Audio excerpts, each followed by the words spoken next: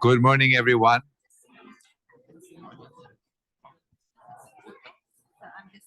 Yes, of course. Could we ask you please to sit down so we can start?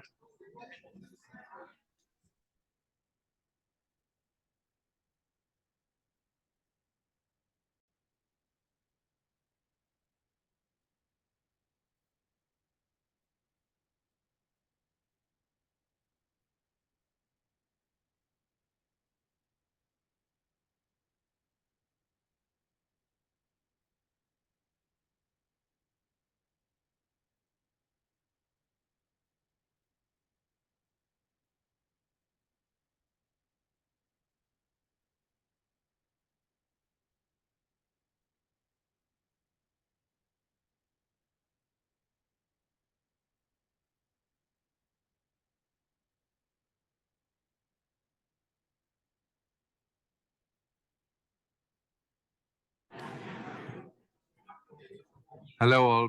Please sit down because we don't have a quorum yet, so we can start.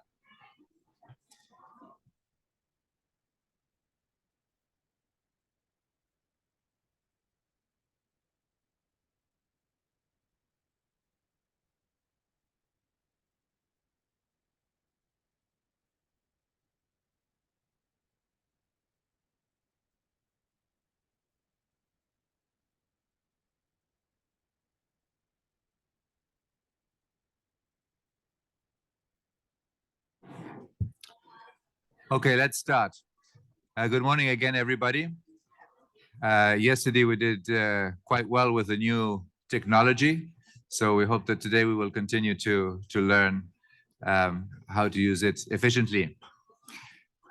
At the end of the meeting yesterday, Carlos Manuel announced that we would start by taking up the amended decision on agenda item 5, streamlining of the GEF product cycle. Yesterday evening, I sent out a new version, an amended version, and we have received a number of comments overnight, which means that we will postpone this item to a little later in the day. We will send you a new version, I hope in an hour or so, and then we will take up the issue of item 5 again, probably at the end of the morning, if everybody has had a time to have a look at what the new version is. So with that, we will go then as planned to agenda item 9, and I give the floor to Carlos Manuel. Thank you. Buenos días, everyone. Thanks, William. And just before we enter into matters with regards to agenda item number 9, I would like to say that this is the 35th council meeting that Juha participates, and it's his last one. His last council meeting. He has highly contributed for the last decade to this organization, contributed with high professionalism and helping this organization to be where it is. I would like to recognize and acknowledge the hard work and the leadership of Juha, as the Independent Evaluation Office is an instrumental element in what we do. So I would like to ask everyone to stand up and give him a round of applause.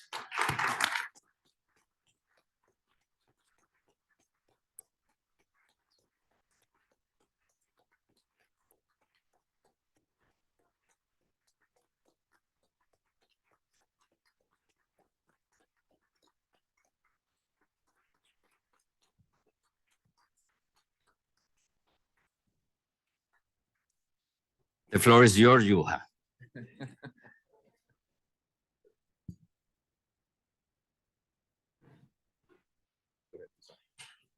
Oh, wow. That was unexpected and uncalled for. So, some of you may actually, wonder, how did he manage to get 35 council meetings into 10 years as the IEO director? And the answer is no, I didn't.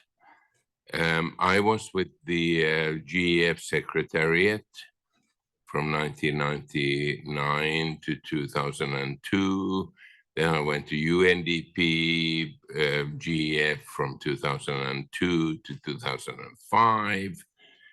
But even before that, I was actually a program manager for UNEP GEF. So yeah, this has been kind of a life. Is that the right word? Yeah. I've been hanging out here quite a long time. So the GEF will never disappear from my consciousness, if that's the right word. Kind of like the place.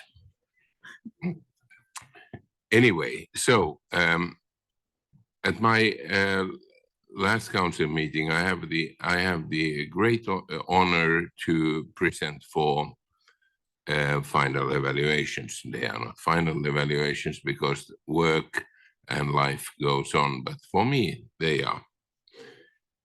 So I'm really happy to be here. Maybe yes. Okay. So the other thing is that the Independent Evaluation Office actually celebrated 20 years in the past year. In 2003, evaluation was separated from the GEF Secretariat. So we've been at it for 20 years now. And the first 10 years, of course, were headed by Rob van den Berg, who was a great person to set up the independence. So I've been just coasting for the past 10 years. Now, a couple of words about what have been happening apart from these 4 evaluations. So we place a lot of emphasis on knowledge management and on disseminating the work that we are doing at the GEF. One of these things, one of the major things during the past year or so has been that we produced a book on conflict and the GEF in conflict-affected situations and fragility and so on. Gita was the lead author together with Carl Brook, who was the evaluation leader. You have seen that evaluation, but they produced a book that is takes it beyond evaluation. They talk about how it links to things in the larger scheme of things. We also continue to lead the session on environmental evaluation. We call it evaluating at the nexus of environment and development at the International Program on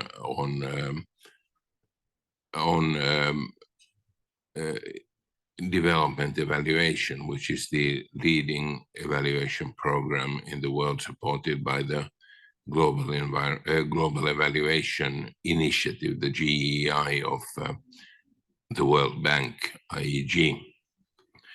So we've done that for a couple of years, and we are going to do it for more years also, hopefully this year also. We also are now doing the 4th International Conference on Environmental and environmental evaluation that will take place next month, about exactly a month from here. The first one was organized again by Rob van den Berg, my predecessor, in 2008. And since then, we have been doing it at irregular intervals.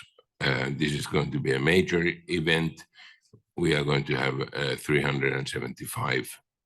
We have 375 people who have registered for this conference by now.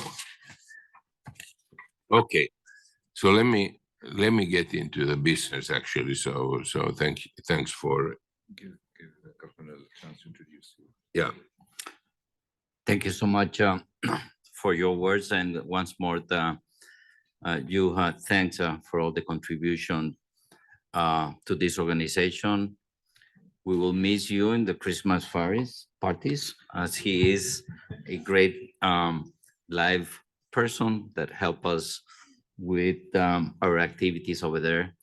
And our utmost gratitude to you and to your team for the work that you have done. Highly appreciated. Thank you. So with this, let me formally introduce our first agenda item, which is agenda item 9, strategic country cluster evaluation, GEF support to drylands, countries and management respond. Juha, please, can you introduce us document GEF/E/C66/01 strategic country cluster evaluation, GEF support to the drylands countries. Over to you, Juha. Thank you so much, Carlos Manuel. So indeed, we did one more of these country cluster evaluations on drylands this time, and Carlo Caruggi, who is sitting behind here, Carlo was actually leading this evaluation, and so if you have any difficult questions, please pass them on to him. But the thing is that why drylands? Because drylands actually cover 40% of the Earth's land and serve as home to more than 2 billion people. Countries with high proportions of dryland areas face shared land-based environmental challenges, including water scarcity, high climate variability, land degradation, desertification, and drought. These countries also face heightened challenges to human well-being in terms of poverty, food security and nutrition, rural livelihoods, and conflicts. So these environmental and social trade-offs can be quite consequential in these countries. Drylands have been part of a successive land degradation strategies of the GEF since its beginning. The GEF has invested a substantial and increasing share of its funding in the sustainable management of drylands. Actually, about 11% of total GEF4 to GEF7 financing. And recently in GEF7, with the approval of the Drylands Sustainable Landscapes Impact Program and the introduction of the land degradation neutrality concept, GEF8 saw an explicit objective on drylands, including a focus on drought. The GEF support in drylands has progressively moved from single to multifocal projects in nature, and from project-based to an integrated programmatic modality. The evaluation assessed the portfolio of 195 projects amounting at 1.1 billion US dollars in GEF funding, and more than half of these projects are in Africa, and more than half of them are full-size projects. So what does this slide show is that the GEF projects have actually targeted countries and areas that are highly relevant to the specific environmental challenges in dryland geographies. GEF has been highly relevant to key environmental challenges in drylands, apart from water scarcity and to some degree drought, and has embedded resilience as a co-benefit. As shown in this slide, there's a higher spatial relevance for drylands environmental challenges that is actually correlated quite nicely with the GEF funding. The GEF has worked most notably in land degradation and desertification, climate change, and deforestation, with increasing attention to biodiversity over time. While attention to water scarcity and drought have been gaps relative to other environmental challenges in drylands, these issues are starting to be identified and addressed through GEF 8 programming directions focus on drought issues, including in drylands. The projects have identified policy misalignments and design, but didn't succeed in mitigating their impact on outcomes and sustainability. So national policy coherence and design did not automatically translate into local policy coherence during implementation, and I'm going to come back to this important point. But having said that, so the GEF has delivered global environmental benefits and associated socioeconomic co-benefits across all dryland subhabitats, although somewhat less in the pastoral lands. GEF dryland projects have delivered satisfactory outcomes across all aridity subhabitats, as I said earlier. Completed drylands projects reported positive environmental and socioeconomic benefits. Environmental outcomes were weaker in pastoral areas, and the GEF projects in drylands delivered some benefits for women's participation and income generation, but deeply entrenched gender discrimination was difficult to overcome at the local level. So now we have a couple of examples of what we found in our case studies. In Malawi, the World Bank and UNDP Sustainable Landscape Management projects together improved sustainable land management practices in things like we see in this picture on riverbank afforestation, an agricultural productivity of 480,000 hectares, more than 10% of the country's agricultural lands. In Niger, 3 successive GEF co-financed World Bank Community Action Projects or programs delivered over 250,000 hectares under improved soil and water management practices, with 700 local management committees established and land tenure commissions set up for 160 communities. Vegetation coverage increased and reduced erosion and soil salinity through a variety of sustainable land management related activities and micro investments, including sand dune fixation, and so forth, assisted natural regeneration.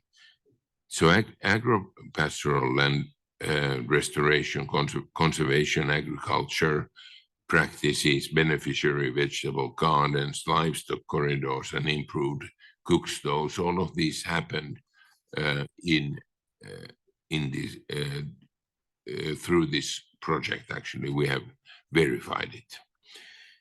In Ethiopia, 154,000 hectares of degraded farmland and communal land was restored through gully treatment, area closures, reforestation, and afforestation. Agroforestry and area closures to limit free grazing led to a 5% increase in vegetation cover. Pretty good. Over a 5-year period, gross primary production grew by 14% on average in project areas affected by severe droughts and by 3% in other project areas, suggesting important drought buffering effects. Results showed a clear difference between treated and control locations. Okay, some common issues that we have observed in this evaluation across projects. The GEF's reliance on area-based indicators does limit its ability to fully track changes in environmental status. Considering natural resource governance at design has not translated in results. Attention to conflict and land tenure in GEF strategies has not conveyed to project design fully. For example, in Uzbekistan, area targets on pasture land management were exceeded, but without evidence of sustained positive environmental outcomes, a major discrepancy between what was reported and seen on the ground there was a major discrepancy. In Azerbaijan, the emission reductions appear to be calculated based on the original hectares targeted rather than the lower actual achievement. GEF projects developed local capacity for decentralized decision-making, but established multi-stakeholder governance platforms were not self-sustaining after closure. GEF drylands projects supporting the establishment of local bylaws were hindered by weak enforcement by national and local authorities. Getting back to the earlier notion of that, what happens at the national level doesn't necessarily translate into action at the local level. Land and resource use rights are especially weak in community-managed drylands. Less than a third of GEF drylands projects have addressed conflict or land tenure issues. Okay, the GEF has succeeded in fostering synergies between environment and development in drylands, but has not paid enough attention to mitigating the trade-offs. When interventions were responsive to local socioeconomic needs, community adoption of environmental practices in drylands was stronger. The timing of socioeconomic benefit flows, usually short-term for dryland smallholders, of course, was important for adoption of sustainable resource practices. While mention of synergies features prominently in GEF dryland projects, 15% of recent projects consider the need to identify and address trade-offs. So that's a little bit on the low side. In projects on pasture lands, the struggle between socioeconomic and environmental goals reduced outcomes. with some negative impacts on natural resource governance. Okay, so the sustainability ratings are significantly lower in dryland projects than the overall GEF portfolio. So you can see that there's a difference between 44% for sustainability for drylands projects with 68% overall. So identifying pathways for sustainable financial or technical support is a major challenge among GEF dryland projects.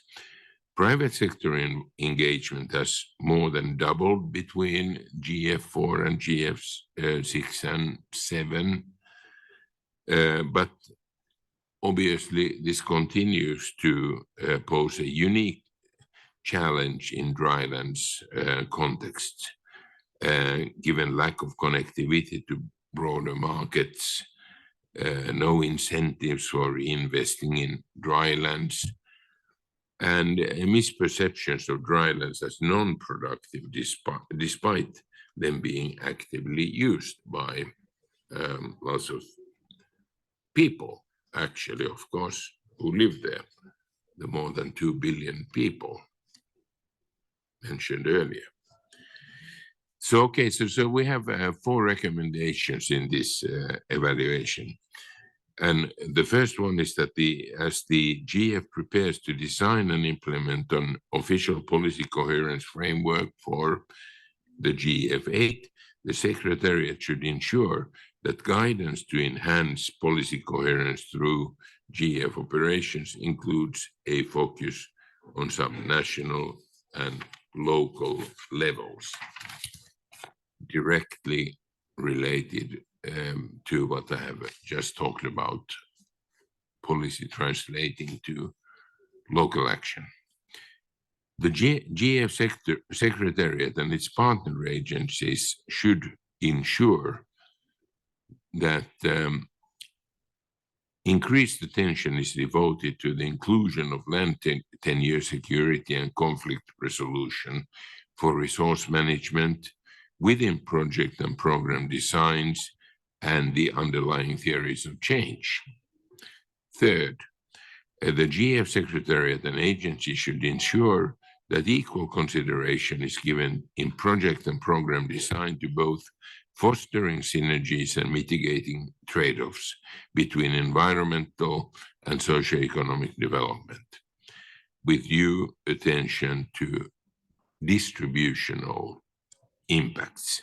And finally, the GEF Secretariat should encourage agencies to provide project-level monitoring data that shows associated biophysical changes for relevant area-based core indicators, meaning that you can't just say that so many hectares were put under management or whatever, but you do have to actually monitor what happens in these areas themselves. I think that's my spiel, and I stand by it. Thank you. Thank you so much, Juha, for the presentation of the country cluster evaluation and the GEF support to the dryland countries and management response. So with regards to the management response, I would like to invite my colleague Ulrich Appel to introduce document GEF/C66/14, management response to the country cluster evaluation, GEF support to the drylands. Ulrich, the floor is yours. Thank you, Chair. And good morning, everyone. I have the pleasure to present the management response to the IEO strategic country cluster evaluation, GEF support to drylands countries. The GEF Secretariat welcomes the IEO Strategic Country Cluster Evaluation GEF Support to Drylands countries. And as Juha has presented, it is the first comprehensive evaluation of GEF support to drylands based on a global portfolio of 195 projects funded by the GEF Trust Fund, the LDCF, and the SCCF.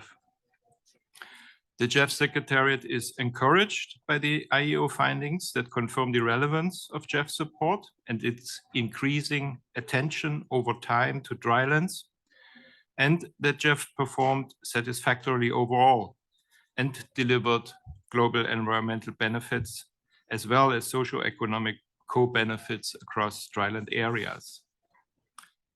The GEF Secretariat also appreciates that the evaluation highlights the challenging context of drylands. Countries with high proportions of dryland areas face many environmental issues, as well as challenges to human well-being in terms of poverty, food security and nutrition, rural livelihoods, weak land tenure security, and conflicts.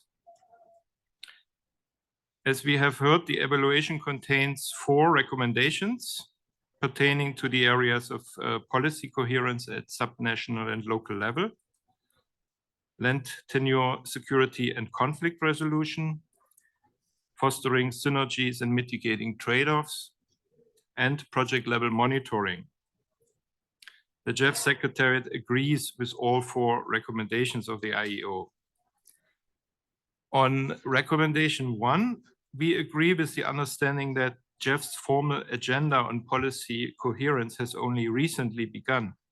So the initial focus is therefore intended to be at the national level, and based on those learnings, the GEF Secretariat will work on how to best address governance at different levels of spatial scale.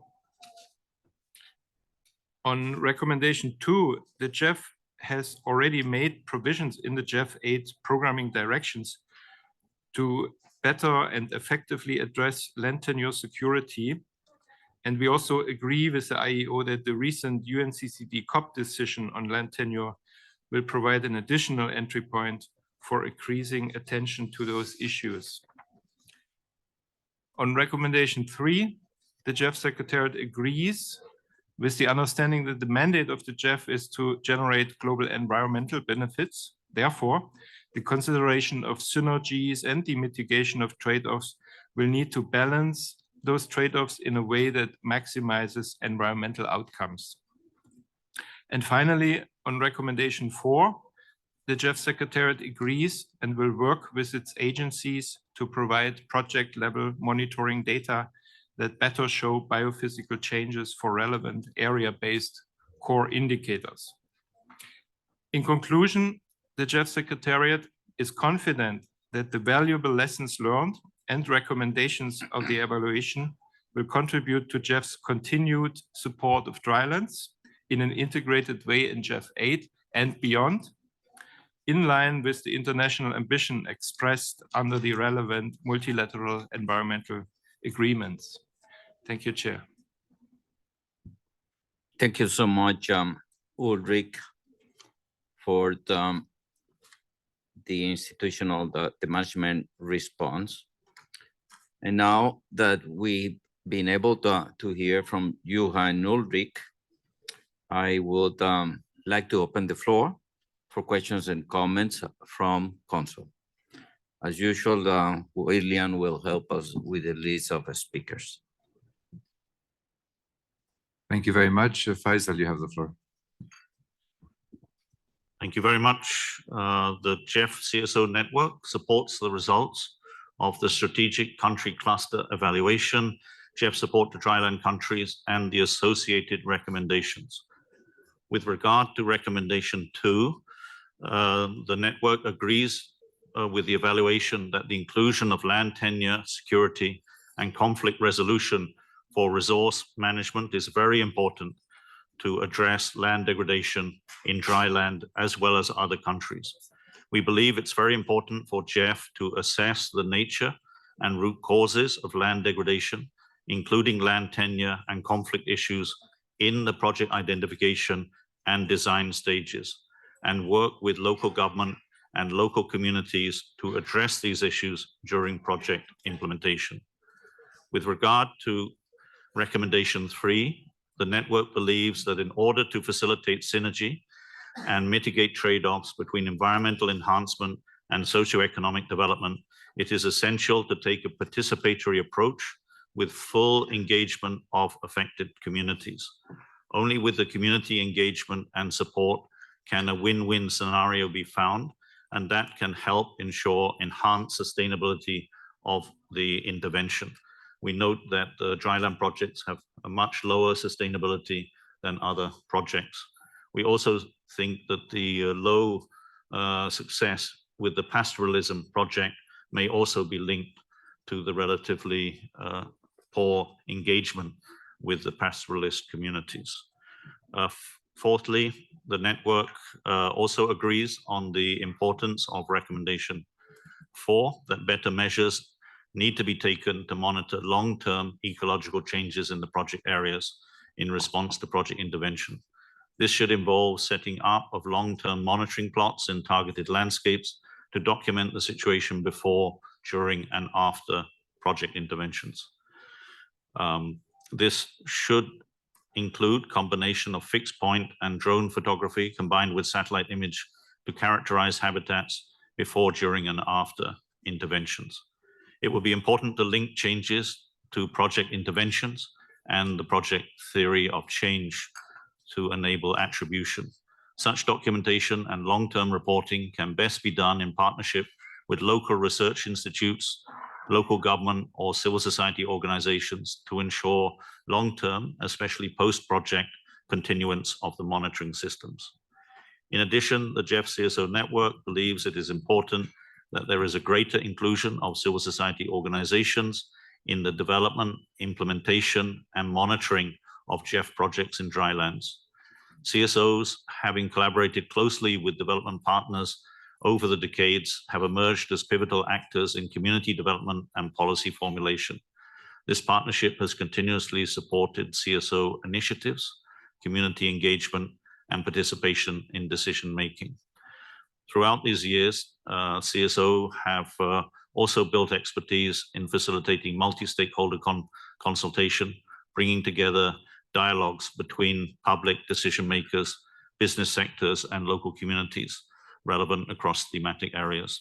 In this context, we highly encourage the engagement with civil society organizations that we believe are able to offer pragmatic support in project identification and design, leveraging on their on-the-ground insights and practical experience.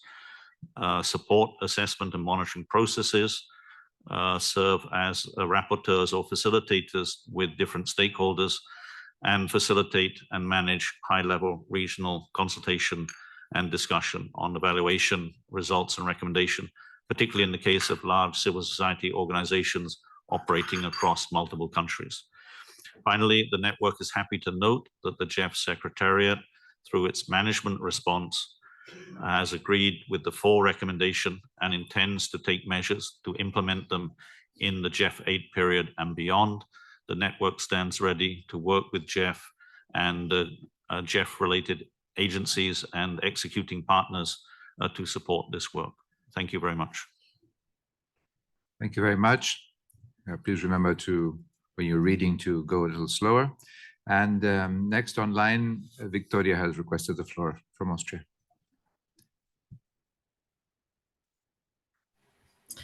Thank you, William. And first, I would like to say on our behalf of constituency, a very big thank you to Juha for his excellent work and extremely valuable contribution over the very many years. Thanks a lot, Juha, and all the best for your next new adventures beyond the GEF. On the evaluation, we welcome this insightful evaluation, which we believe comes at a critical moment when the preparation of the COP16 of the UNCCD is in full swing. We think this evaluation is also very instrumental for the works of the International Working Group on Drought. And we take note from the evaluation that until recently, the GEF support to address water scarcity and drought management has had some gaps compared to other environmental challenges in drylands. And it is only with the GEF 8 that these issues are starting to be identified and addressed. So we, of course, fully support this evaluation, but we believe it is only the beginning, and the GEF needs to do a lot more on this matter. So we, our constituency, we would like to invite the GEF to deploy a fully fledged strategy to address the key challenges of drylands, facing more and more frequent and severe drought sequences. We would also like to particularly underscore the relevance of recommendation 4 on project level monitoring. We warmly invite the agencies and the GEF to consider this suggestion to refine the methodology to track progress concerning the global environmental benefits linked to land restoration. And in particular, we encourage the GEF to add global targets directly linked to the 3 indicators of SO1 of UNCCD, which are land productivity, land cover, and soil organic carbon stocks. So to link, to identify the progress in terms of biophysical changes in the land, and to overcome the limitation of the current approach, which is solely based on hectareage of area-based core indicators. And finally, we think that adding these indicators to the core indicators of the GEF would also be in line with the need to better track the socioeconomic benefits that we discussed yesterday, because land productivity, for example, or land potential is a relevant proxy also to measure an improvement of economic opportunities. With this, thank you very much. Thank you very much. Gabriela, you have the floor. Thanks. It's me again. Sorry. Yeah, we just try to check your flexibility. We would like to thank the Evaluation Office for their work, and also would like to echo Victoria with a special thanks to Juha. We wish you all the best for your future. We concur to the recommendations made in the main report and support the endorsement of the management report. And we are glad to see reference to the UNCCD, the key policy framework to address desertification and land degradation. It would be good, however, to refer to Decision 9 COP15 rather than COP14. We strongly support the increasing GEF focus on drought. We have heard about that yesterday. And the political and financial prioritization of drought response, particularly in Africa, has become a key topic at UNCCD. And we are glad to see that the GEF is encouraging the application of the FAO's voluntary guidelines on the responsible governance of tenure of land, fisheries, and forests in the context of national food security. We think that the GEF is in a unique position to ensure that programs and projects are aligned and coherent between the 3 Rio Convention frameworks, promoting a win-win-win programming. In accordance with the GEF 8 strategy, we suggest that the main funding mechanism should strive to search for this increased synergy from the 3 conventions. The GEF 8 places GEF well to ensure this within the GEF's own strategy and programming, and to support this also on regional, national, and local level. For example, when developing interventions and through the GEF's enabling activities by fostering a stronger coordination of all relevant stakeholders and increased policy coherence on all levels. In particular, the latter could potentially contribute to tackle the stated low sustainability of interventions in dryland contexts. And finally, a small question regarding the conflict resolution and prevention. How do you address the potential negative transboundary impacts from national programs? Thank you. Thank you. Sam from UK, you have the floor. Thank you. Good morning, everyone. We welcome this evaluation. We agree with Andre that the integrated approach, including through integrated programs and multi-trust fund projects between the GEF Trust Fund and adaptation funds, are particularly suitable in drylands, which face multiple and complex environmental and social challenges. It is clear that these integrated programmatic modalities are best placed to manage trade-offs and unintended negative consequences. And it's good to see the increase in this approach in the GEF portfolio for projects in drylands. We also welcome the evaluation's findings on policy coherence at the subnational level, especially as projects with greater focus at the local level had more sustained environmental outcomes. And it will be interesting to see how this aspect develops as part of GEF's work on policy coherence matures. We also note that the evaluation's finding on the lack of attention to issues of water scarcity and drought, and we're surprised not to see this feature in the IO's recommendations. As Victoria pointed out, this is particularly relevant to the upcoming UNCCD COP16 and concerning given the focus of drought at this COP. We also agree with the CSO network chair and IEO findings that there are opportunities to integrate technological innovation into the monitoring of environmental indicators in dryland settings. Thank you. Thank you very much. Rene, you have the floor. Yes, thank you. Johar, thank you so much for the great work that you've been doing. Of course, it was not a one-man show. It was something that you did with the team, but you were the leader. And so thank you very much on behalf of the Netherlands and Finland. We also thank the evaluation team for this very thorough work and support its recommendations. We feel that particularly relevant is a recommendation to give equal consideration to fostering synergies and mitigating trade-offs between environment and socio-economic development. This is also very relevant considering agenda item 7 that we already discussed. So we wholeheartedly support this recommendation and ask GEF to really dig into this issue. Being able to reliably and transparently fostering socio-economic results, we feel is fundamental for GEF. Socio-economic benefits are of the highest importance for the populations in the countries that GEF serves, whilst at the same time helping them to protect and enhance their environments. You are aware that we co-hosted the UN Water Conference, so I always want to speak about the UN Water Conference, and also big kudos for what you did on the drylands. But what the UN Water Conference called for was to explicitly improve as to how we understand, value, and manage water. And we note that the report concludes that attention to water scarcity and drought have been gaps relative to other environmental challenges in drylands. This conclusion is followed by text that we would like to make more explicitly into a recommendation to GEF. If I quote, it says, "These issues of water scarcity and drought are starting to be identified and addressed through the GEF 8 programming directions focus." So we really see that also as a recommendation. And in wrapping up, I would like to say that we also feel that the pioneering work of GEF has sort of contributed to what you might even call sort of a new Washington consensus, in the sense that development and fighting climate change and preserving biodiversity go hand in hand. And that was not the case 30 years ago that we had that understanding, and it was not the case 20 years ago, and it was not even the case 10 years ago, and it's way overdue. But hence you work in a completely different framework. And I also like to point out that I think it's very valuable, for example, that our friends a little bit further down the road at the World Bank have now created these global challenge programs on water, on health, on forestry, on biodiversity. And these are all windows in which you can also enhance the effectiveness, I think, of what the GEF itself is doing. So combining the grants of the GEF and combining let's say the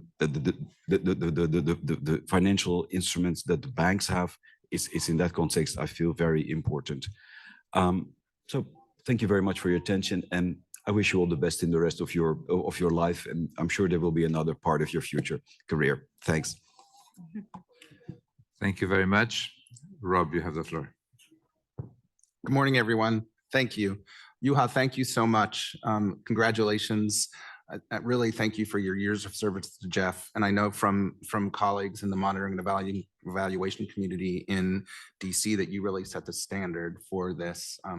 They look to you and your work as you know, to guide them in what they're doing, especially young folks in the field who are focusing on monitoring and evaluation. So congratulations and thank you. And this report, I think, reflects that really great work. We really appreciate the undertaking and thoughtful approach from the IEO on this report, as well as the management response. So also thank you for the management response.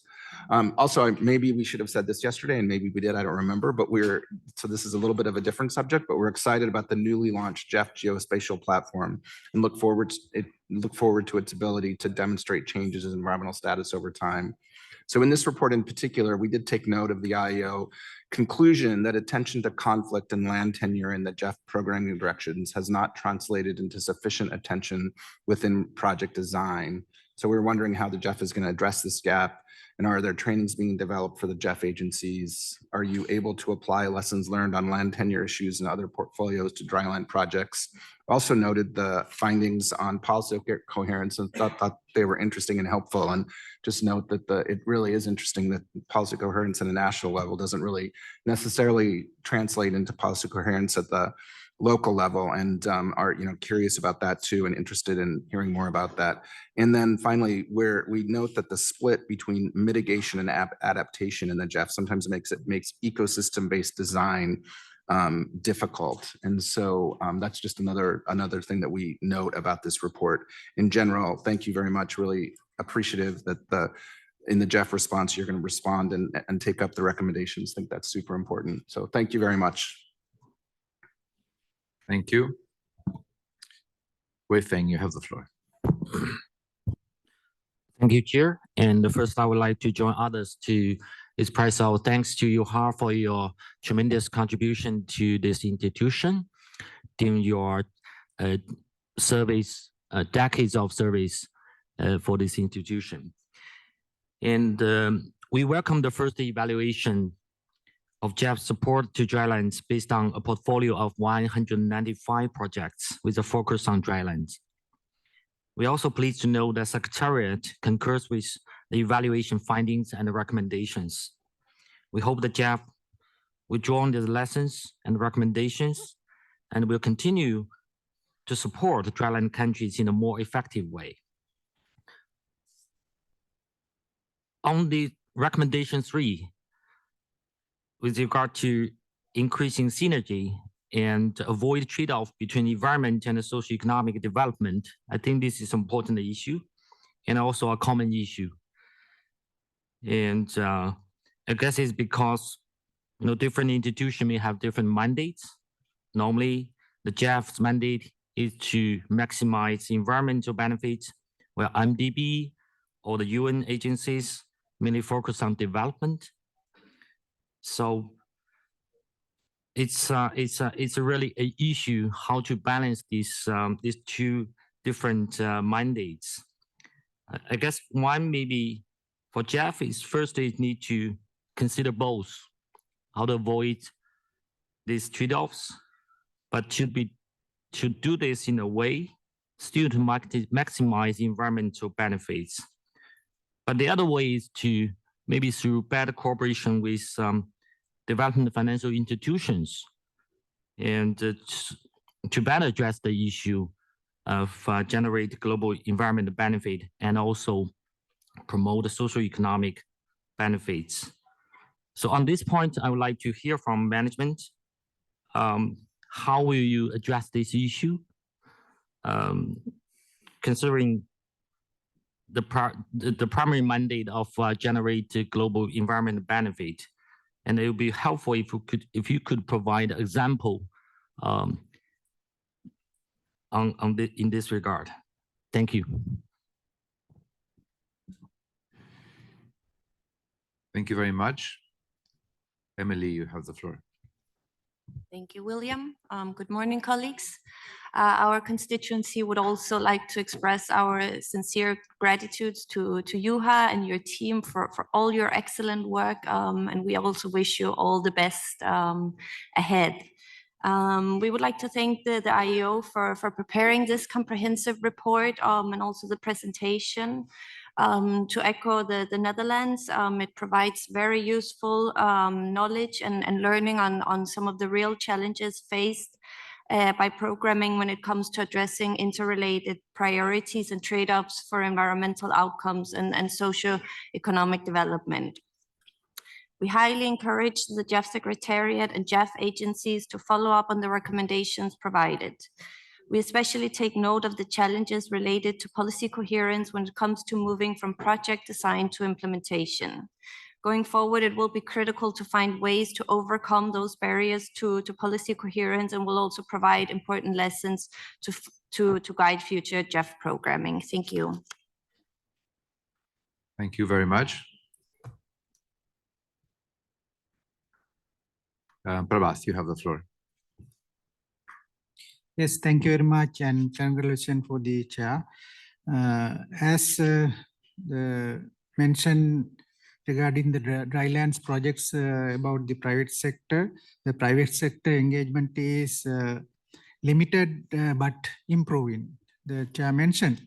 But I believe GEF has to identify opportunities and assess how private sector engagement can contribute to the goals of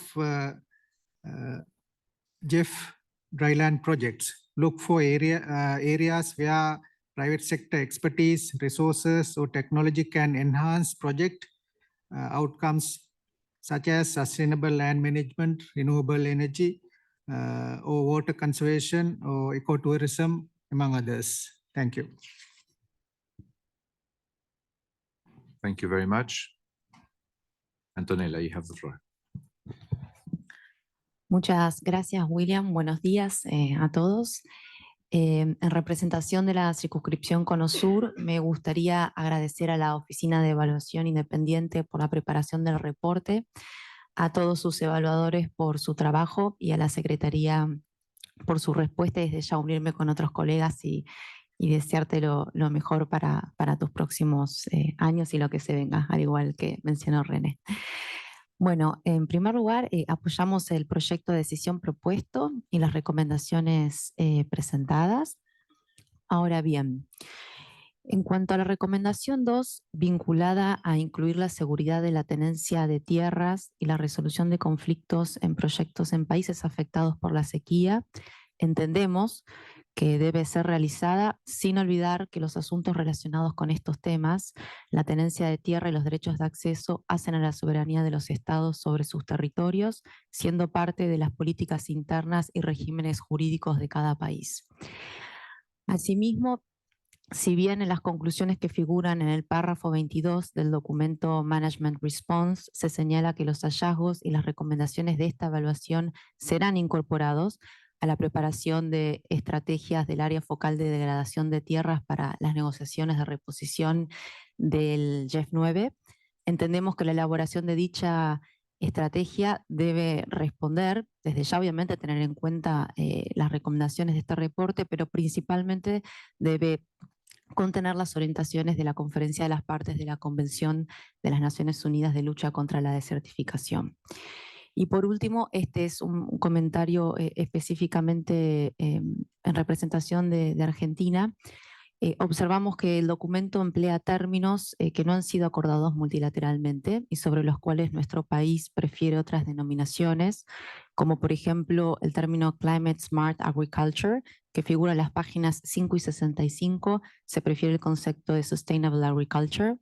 El término Water Security, que figura en las páginas 216, 19, 33, 52, se prefiere el concepto Water Access. Y el término Water Scarcity, que figura varias veces en el documento, creo que 38, por ejemplo, en páginas 1, 4, 7, 11, se prefiere el término Water Stress Issues. Y agradecería, por favor, que estas cuestiones, específicamente lo mencionado sobre la recomendación 2 y el empleo de términos no acordados multilateralmente, sea reflejado en los highlights. Gracias. Thank you. That concludes the list of speakers as far as I can see. So you have. First of all, thank you so much for all the support you have all given to the independent evaluation office and independent evaluation function over all of these years. This is an important part of how the GEF operates. I don't hear very many questions or comments to the evaluation itself. I did hear, though, that a number of you were suggesting that we might have a recommendation related to water security in this evaluation, and that's important. The whole issue of I hear the importance of finding the right balance between global environmental benefits and socioeconomic benefits, which are highly intermingled in these dryland situations. So we shall discuss with the GEF Secretariat regarding appropriate language and how the GEF should address issues such as water security. I take clear note of that issue. So then, yeah. Thank you very much. Ulrich, you wanted to throw?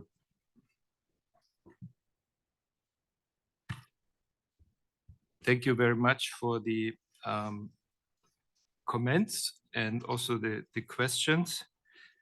Would like to answer them kind of in the order they were made. So first on the point from Austria on the strategy on drylands, I think we will consider this in the context of the GEF 9 programming. We are, of course, already engaging with all the partners, especially in the UNCCD agenda, on these types of strategies of how to address the drylands and drought issue in the context of the UNCCD, and that responds also to the concern raised by the UK. In the ongoing work that we are engaging with all the partners in the UNCCD, there is actually a very high attention to this issue. We are engaging actively with the Intergovernmental Working Group on Drought. We are supporting the working group. We are participating in all the UNCCD processes, and we will continue to do this actively going forward. So some of the points that are made in the evaluation, of course, they are based on a portfolio of GEF 4 to GEF 6. And starting from GEF 7, we have really increased our attention, and we'll do this going forward as well. On the point of adding, I think Switzerland was next with the introducing regional approaches and transboundary components. I think we can do this also in the context of GEF 9 in the LD strategy, much like our IW transboundary principles, and we can learn from years of working on transboundary management from international waters, but also from our GEF 7 integrated program on drylands, which also has a regional component where we try to address those issues.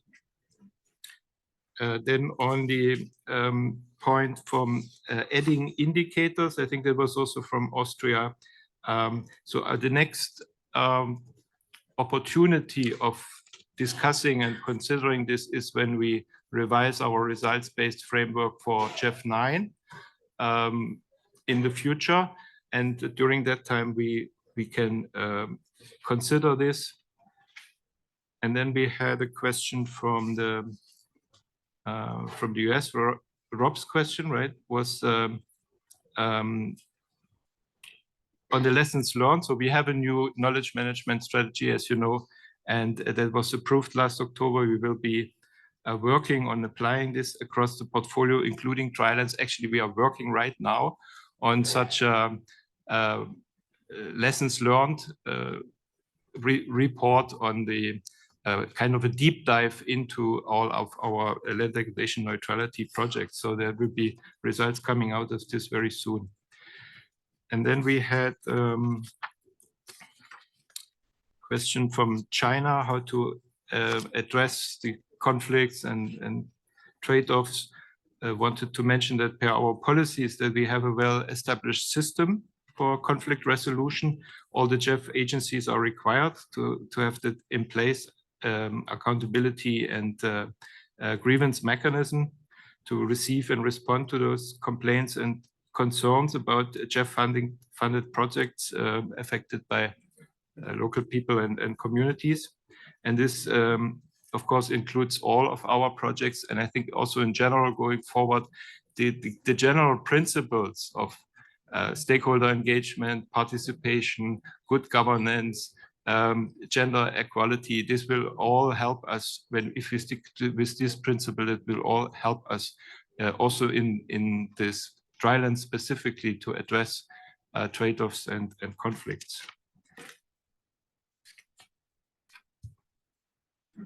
I think that is what I have here in my notes. Maybe Sonja want to respond to policy coherence?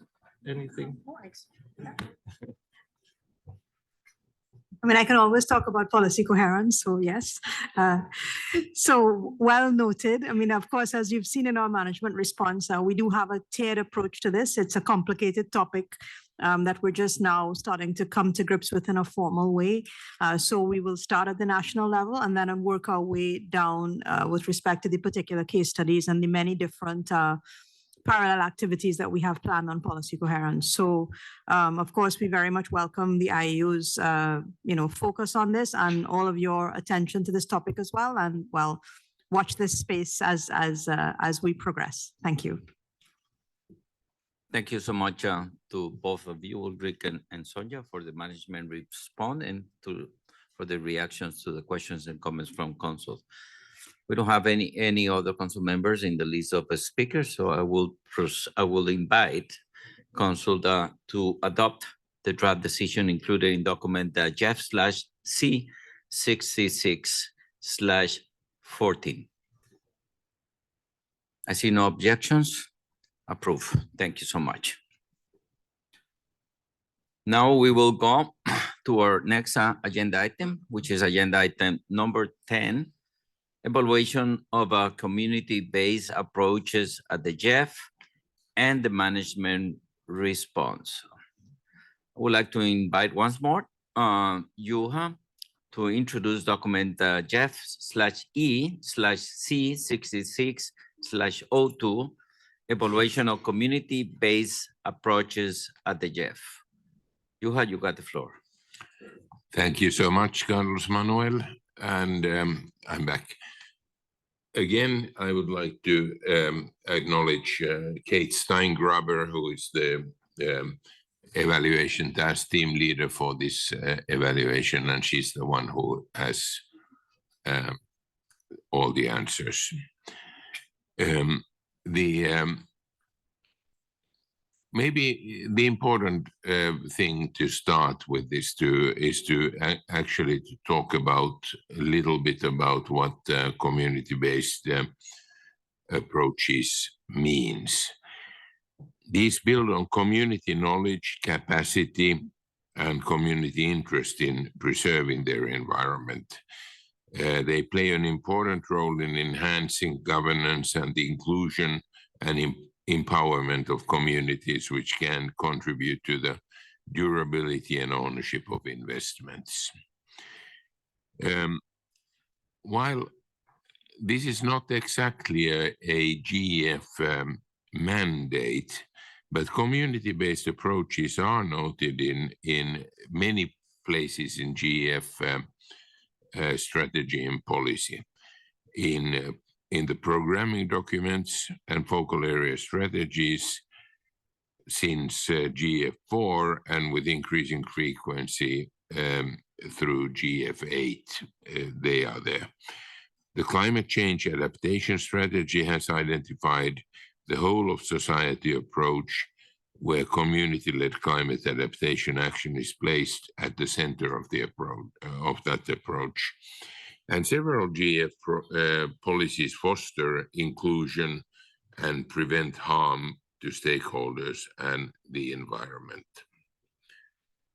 So this evaluation assessed a portfolio of 190 projects amounting to slightly over $1 billion in GEF funding, or about 4.59% of the total GEF funding between GEF4 and May 2022.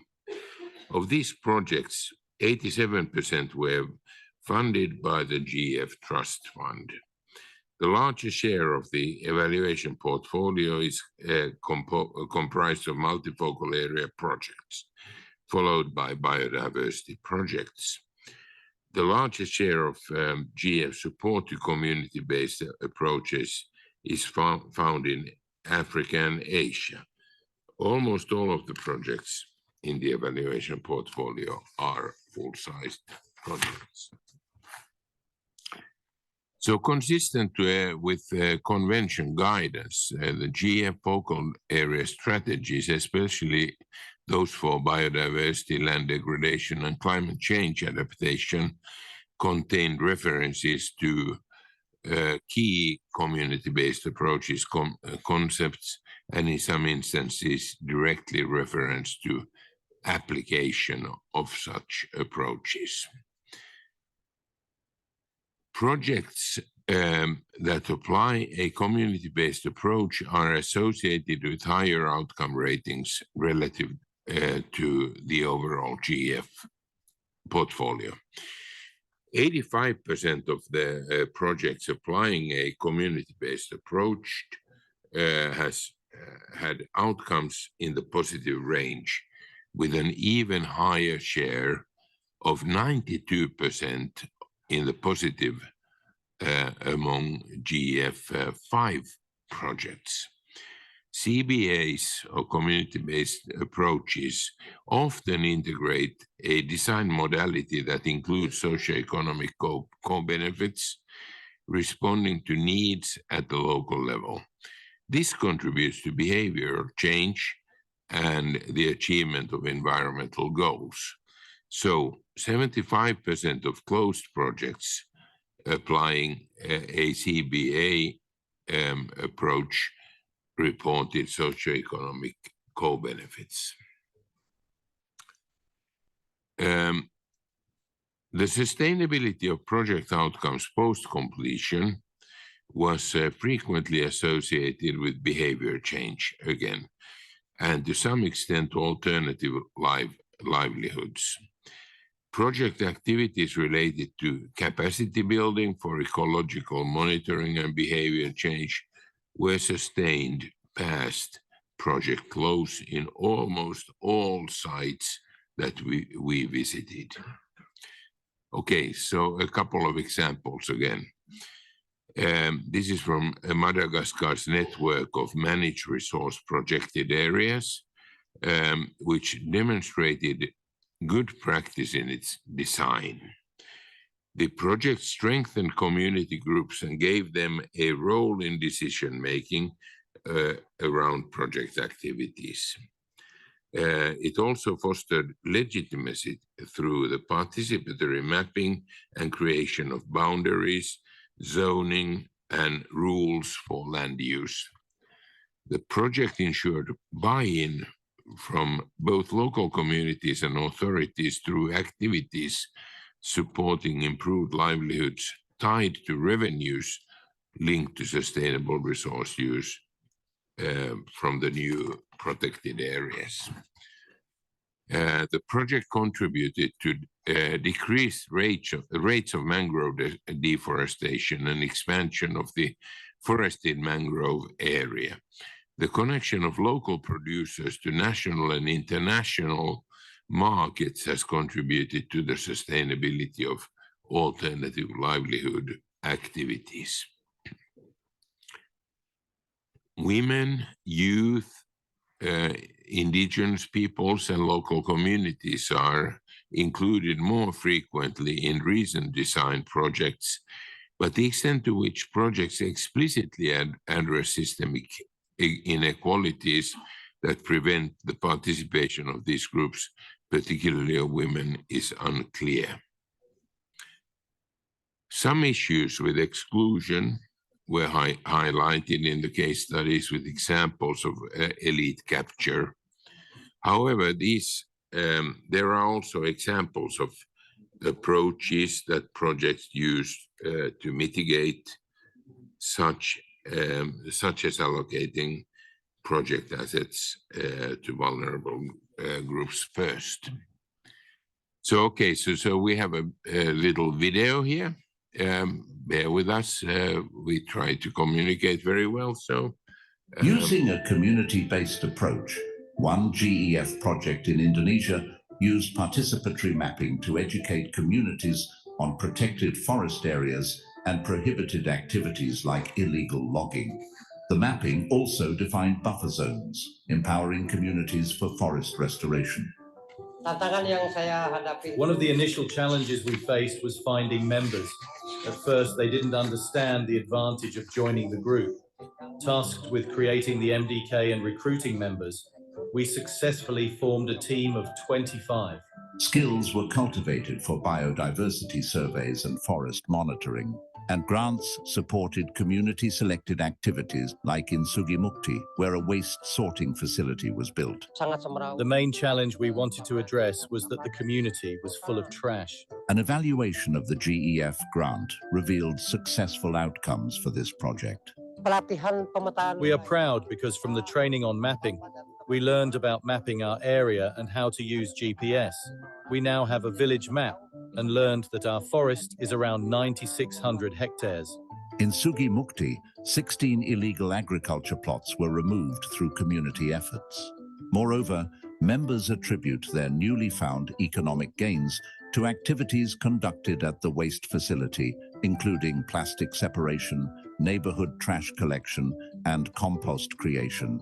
The program at MDK is very helpful because I can earn some extra money to help my family from trash sorting. I work from 7 a.m. to 12, sometimes until 2 p.m. I am a controller for composting waste. From working at the trash sorting facility, I have extra money I didn't have before. Notably, around 70 individuals have graduated out of the group to higher paying jobs after initially benefiting from the waste management facility. Through this project, we have reduced the garbage around the river. We collect around 15 tons of trash each month. We are proud because we help keep the environment clean while also increasing our income, though it is still not enough. The advantage of the MDK program is that we can manage the forest area while maintaining the ongoing operation of our waste management facility. The facility, still operational since the project closed in 2016, underwent 2 expansions, first supported by a local energy company and later by the local government.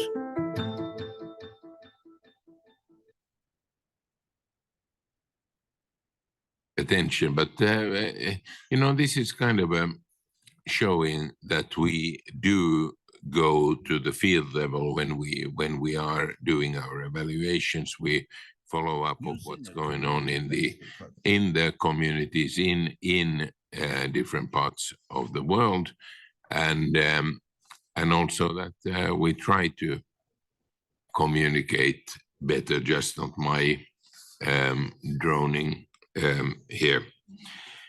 But the thing is that the overall evaluation, it found that funding for specific activities directly linked to community-based approaches has increased over time in the GEF. Based on good practice dimensions, participation of community groups in project design, implementation, evaluation, and community control over project decisions and resources, we do find that the share of projects applying community-based approaches that was considered comprehensive increased from 5% in the completed project cohort to 12% in the newer project cohort. So this is an improvement from the older designed projects to the newer in terms of overall application of the good practice dimensions of community-based approaches.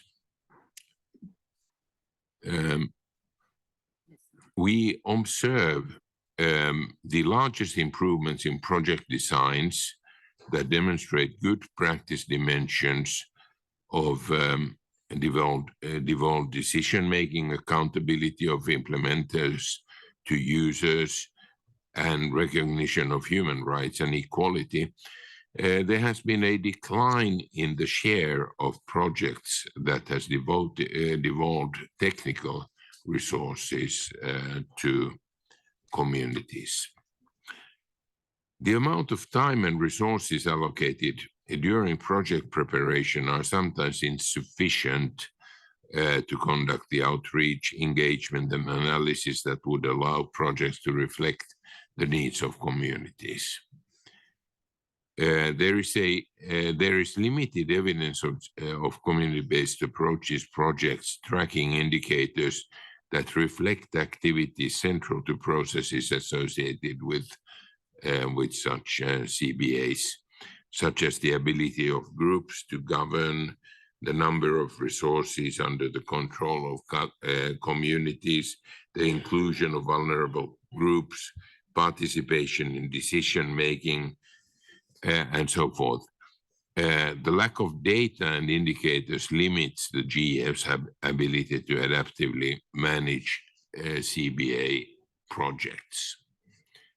Okay, so again, we have 3 recommendations this time. The first one is that the GEF Secretariat should ensure that co-design of projects with communities is possible under the suite of GEF policies and guidelines for projects where community partnership is a critical element.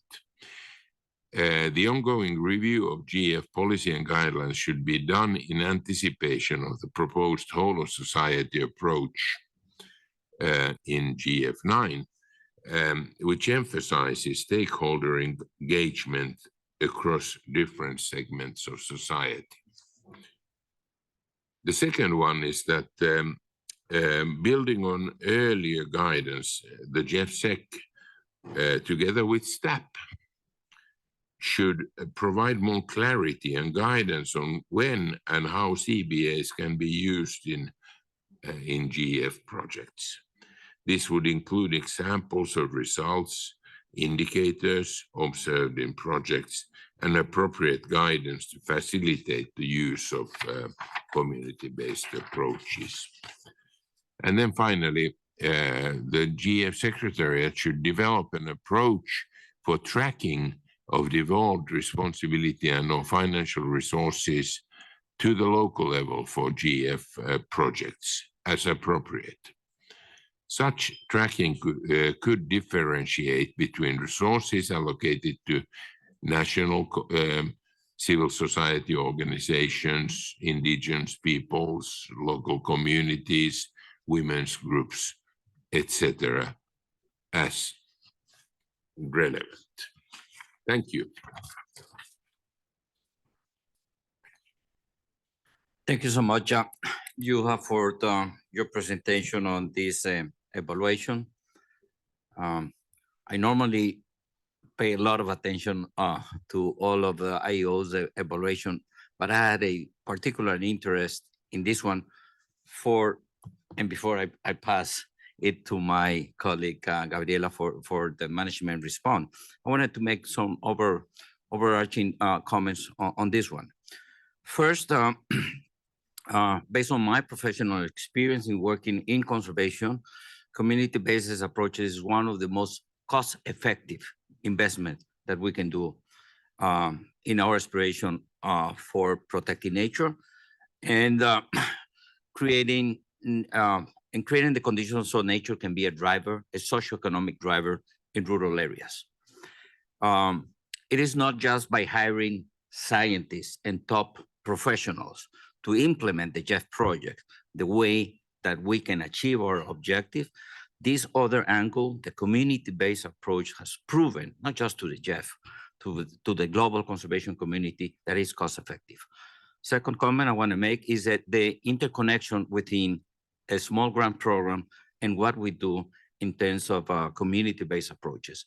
I think that there is a cross-pollination within these two approaches, but I want to highlight the fact that the small grant program has contributed big time.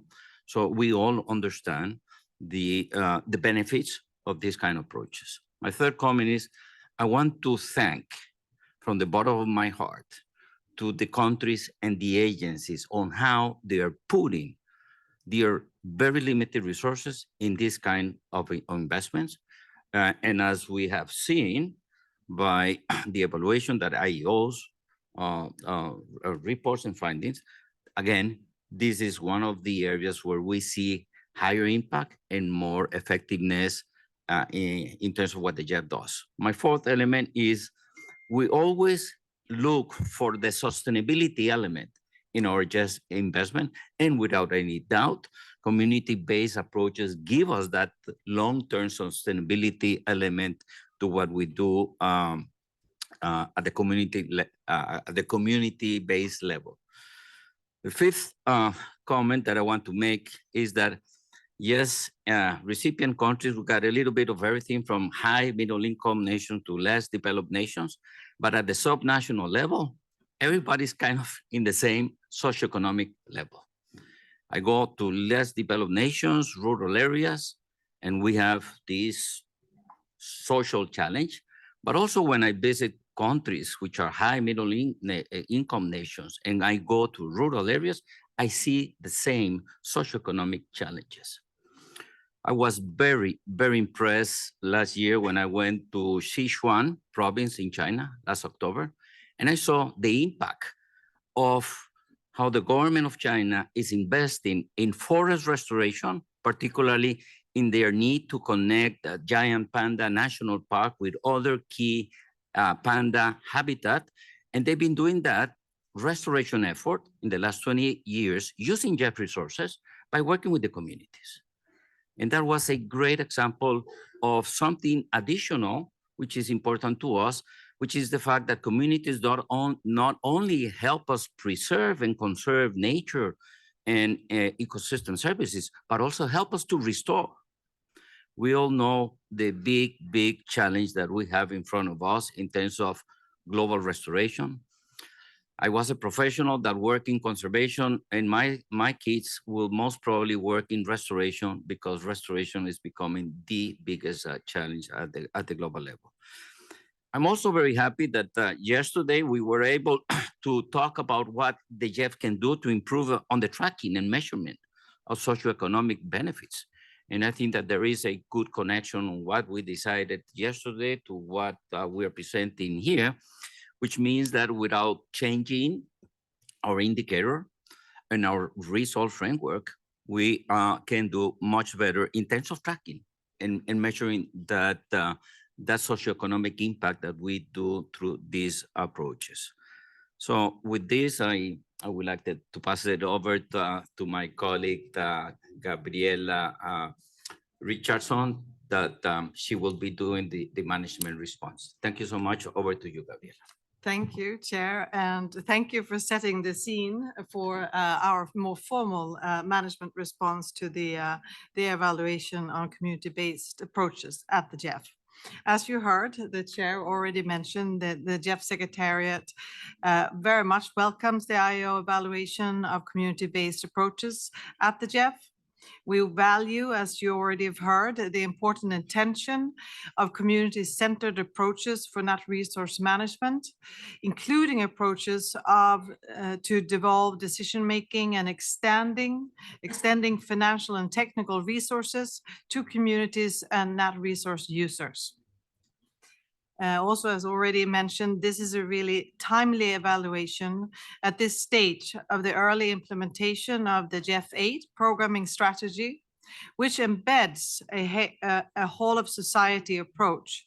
This approach highlights the importance of social inclusion and providing opportunities for civil society organizations, indigenous peoples and local communities, women, girls, youth, leaders to collaborate in the planning and implementation of GEF programs and projects.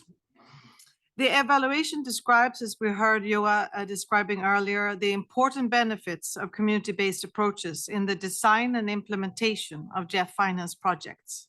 As concluded in the evaluation, while community-based approaches are not mandated in the GEF, the application of the approach is present across GEF project portfolio. CBA-associated concepts and practices are reflected in GEF policies and guidelines and embedded in GEF focal area strategies and in many GEF projects and programs, including, as we've heard, the GEF Small Grants Program, but also the Inclusive Conservation Initiative. Recommendations. The evaluation, as we heard and we have in front of us, includes 3 recommendations, and the GEF Secretariat broadly agrees with all of them. On recommendation 1, the Secretariat agrees that community-based approaches could be further promoted in projects where community partnerships is a central element. Considering the renewed attention to inclusion and the whole of society approach in GEF 8 and our expectations to further develop this in GEF 9, this recommendation will be considered in the lead up to the GEF 9 replenishment. Move on to recommendation 2. The Secretariat appreciates that there might be room for further clarity on when and how community-based approaches can be applied in project design and implementation. The Secretariat, as outlined in the management response, will seek advice from staff on opportunities to further promote the use of CBA in GEF projects and programs as appropriate. We will also continue to expand the scale and scope of CBA in relevant projects, such as the GEF Small Grants Program and the Inclusive Conservation Initiative. On recommendation 3, the Secretariat agrees that there is a scope to further refine our approach to tracking a devolved responsibility or financial resources in GEF projects. We want to highlight that some of these measures of socioeconomic co-benefits is already a part of the GEF 8 results measurement framework, and as we heard, also discussed in the paper and discussion on the tracking and measuring the socioeconomic co-benefits of GEF investments. So in conclusion, the GEF Secretariat is confident that the valuable findings and recommendations of this evaluation will substantially support and contribute to the GEF whole of society approach and social inclusion agenda in GEF 8 and beyond. With that, thank you, Chair. Thanks, Gabriela. And having heard IO and the management response, I will proceed opening the floor to council members for questions and comments associated to this agenda item. Thank you very much. Faisal, you have the floor. Thank you very much, Mr. Chair. Firstly, we strongly endorse the comment made just now by the CEO of the GEF that community-based approaches is probably the most effective instrument for protection of nature. We therefore hope we can work in partnership with the GEF to expand application of this approach. We welcome the comprehensive assessment undertaken by the IEO and the recommendation that GEF revise the design of, as well as increase the time span for implementation of projects to enable more widespread application of community-based approaches. Furthermore, we support the 3 recommendations given. We generally endorse the management responses and the recognition by GEF Secretariat of the importance of ensuring key stakeholder active participation in the design and implementation of GEF financed activities and promoting community-centered approaches for natural resource management. However, we also recommend expansion of the use of community-based approaches from just natural resource management, as mentioned in the management response and document, to any project that directly affects the well-being of communities or can benefit from the engagement of them. We believe that it is critical that GEF engage communities more effectively in climate change mitigation, chemical management, in and international waters focal areas, rather than just in natural resource management. This could include projects involving, for example, adoption of energy efficiency, waste reduction and recycling, social infrastructure, and community economic initiatives such as brown, blue, green, and circular economy initiatives. The network is convinced that the ultimate aim of all development interventions must seek to improve the lives and livelihoods of community, especially the weak and vulnerable. Thus, community-based approaches to environment, climate change, and related development initiatives must involve active participation of grassroots stakeholders in contributing to decisions that affect their lives and take part in actions that address those needs. We believe that the GEF Secretariat should ensure through the suite of GEF policies and guidelines that co-design of projects with Indigenous people and local communities is undertaken for projects where community participation is a critical element. The ongoing review of GEF policy and guidelines should be done in anticipation of the proposed strengthening of the whole of society approach in GEF 9. Ultimately, the involvement of communities, we believe, will help guarantee community investment in matters that affect them and which will most likely lead to the success and sustainability of project initiatives. Therefore, in the future, we believe GEF policies and guidelines must put adequate emphasis on the direct involvement of effective communities in the various stages of the project cycle, including planning, execution, and monitoring, in order to create a sense of ownership as well as sustain the impact and continuity. In the case of development projects in territories of Indigenous peoples, it is absolutely critical that project identification and design follow the procedures for free, prior, and informed consent, ensuring that the proposed project is aligned with the priorities and cultural relevance of the peoples concerned, and the community-based approaches form the core of the intervention. Finally, the development of community-based approaches must use a gender-balanced approach.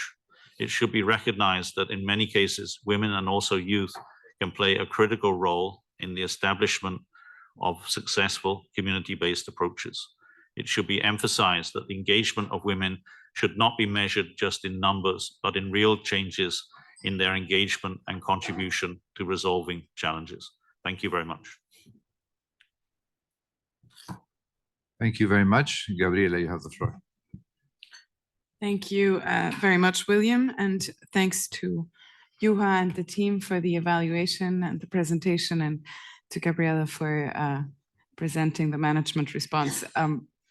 Personally, I always really like this part of the council because it proves that, at least for us, that the GEF is a learning institution. So it's really greatly appreciated.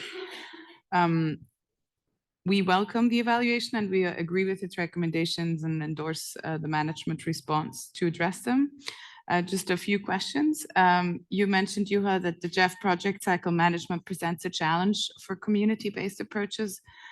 How is that so? And which parts of the project cycle management present a particular challenge? Could you elaborate on that? And then we, as mentioned by Gabriela, we see a strong link between this evaluation and the discussion of the working document under agenda item 7, and we also reference that. We would look very much forward to the indicator development and the policy revisions in light of the whole of government approach in the run-up to the GEF 9 replenishment discussions. And we also feel that the request to develop an approach to track devolved responsibility and or financial resources to the local level and communities is also a request we get from many MEAs. So for example, the tracking of resources going to IPLCs is a strong request we get from the CBD, that the technical working group that's working on those headline indicators is raising that right now, discussing that, or under the UNFCCC, There's a very strong call for this more gender responsive approach to programming and so on. So we see it also this as being a strong response to what we get as a call from the convention. So in that context, also very much welcome that. And here again, a question to the IEO. Does the evaluation provide some insights and or evidence on what would be the most suitable indicators to be included in a future GEF 9 results management framework, knowing that this is one of the things we discussed yesterday under that paper. And if there's any evidence from the evaluation, I think we should definitely take it into account. Thank you. Thank you very much. Hugh, you have the floor. Thank you very much, William. We welcome the report from the IEO and the Secretariat's response to the recommendations. We wish to point out that in most of the GEF projects in Southern African constituency, communities are the key beneficiaries. So involving them in all stages of project design to implementation will ensure their ownership even beyond the project closure stage, and ensure that they continue with good management practices even beyond the project life cycle. We therefore support the inclusion of community-based approaches in natural resources management, projects and programs. Thank you.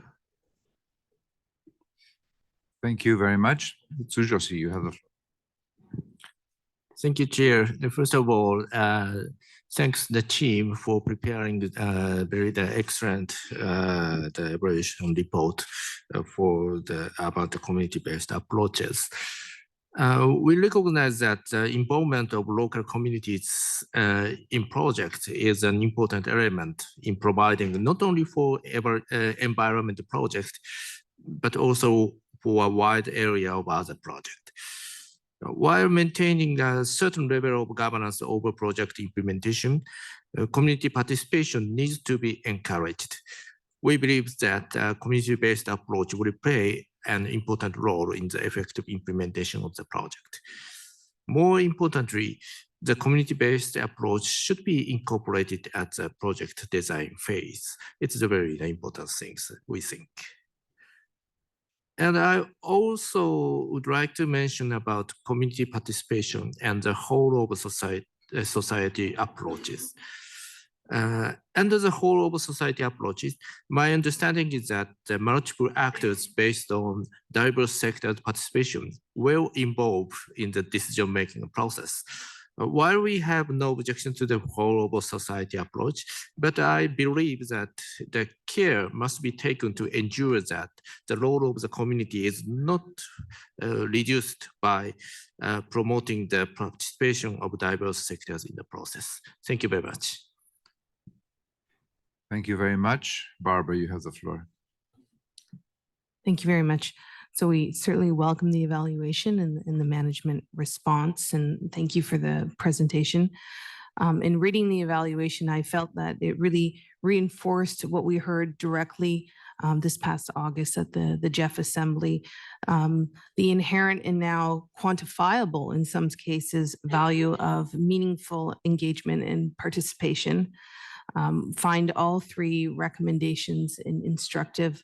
Really like to just underscore recommendation 2, which focuses on the developing of guidance and how to incorporate CBAs into GEF projects. We would encourage the exploration of modalities and best practices that better meet the needs of Indigenous peoples as well as local communities. And we heard in the presentation that their inclusion and versus explicit engagement and involvement, there being more work to be done in that space, and we would encourage that. The evaluation, I feel, quantified what we felt was the case, and that shows that CBAs assist with the effectiveness in achieving environmental benefits. So we strongly encourage GEF Secretariat, and we're hearing that in the management response, staff and partners to take this up vigorously. It will reap benefits. Thanks. Thank you very much.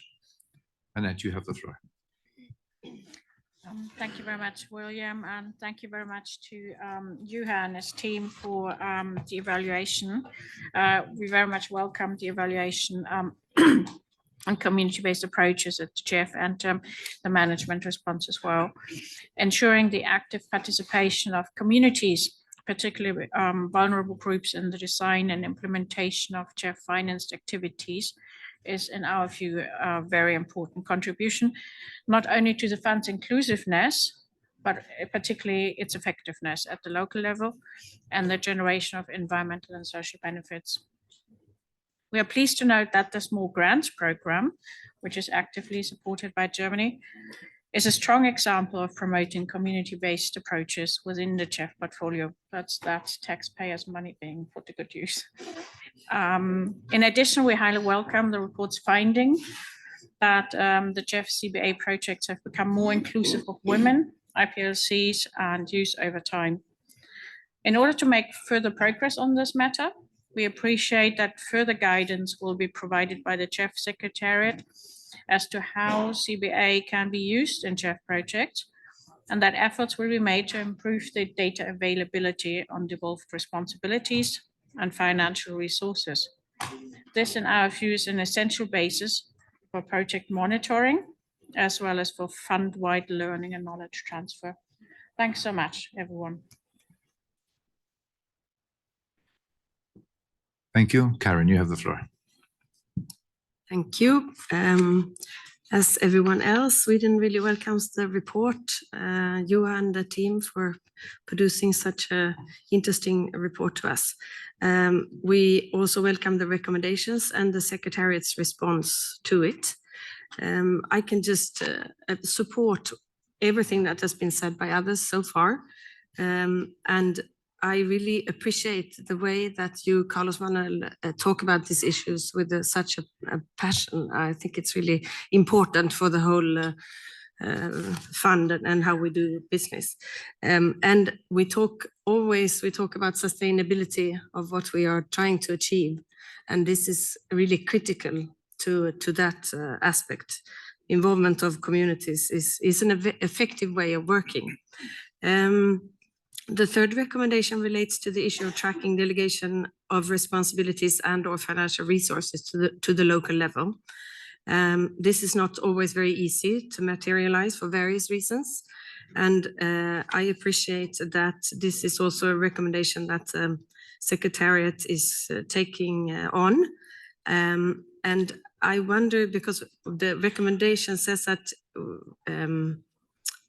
it's about tracking the situation, but we need to look at, because also it seems to be going down, that issues, it's decreasing the extent to which that is happening. So we also need to look at how do we then improve the situation going forward. And the management response is linking it to the GEF 9 process. So I think it's really important that those recommendations is really brought into the GEF 9 discussions. Thank you. Thank you very much. Rob, you have the floor. Thank you. Thank you very much. I really am just going to pile on. Really, thank you, Juha, and your team for this great evaluation report. We think it's very thoughtful and well done. And we also really appreciate, Gabriela, the management response and endorse that response. In particular, we think the creation of best practices and community engagement document would be welcome. And we note the IEO's finding that the extent to which projects explicitly address system inequalities that prevent participation, particularly of women, was a little unclear in the document. And we hope that such a best practices document would help improve management of women and other community members. Also, just want to really just say I really appreciate, Carlos Manuel, your overall reflections. I think the community engagement, in my experience, is super important. And really, it's only with community buy-in that you really get the sustainability. And so really appreciate those reflections. That's my experience too. I also want to take note of the CSO's comment about expanding community-based approaches to other areas, just not beyond just natural resources. I think that's a super interesting insight that we should follow up on. Again, in my experience, it's not just in areas of natural resources, but in other project areas too, that I think community-based approaches are important. I also just have one question about how the how we're going to account for community. One of the things I noted in the report was about sometimes timing and the timing of projects and the process. It's hard to get in community inputs because of timing issues. And with all this discussion, and I think importance of streamlining, how do we ensure we're continuing to get the input and buy-in from the community level? Thank you. Thank you very much. Rene, you have the floor. Yes, Chair, thank you. I would just like to echo the enthusiasm of our CEO that this is such a cost-benefit way of doing the things that we want to achieve.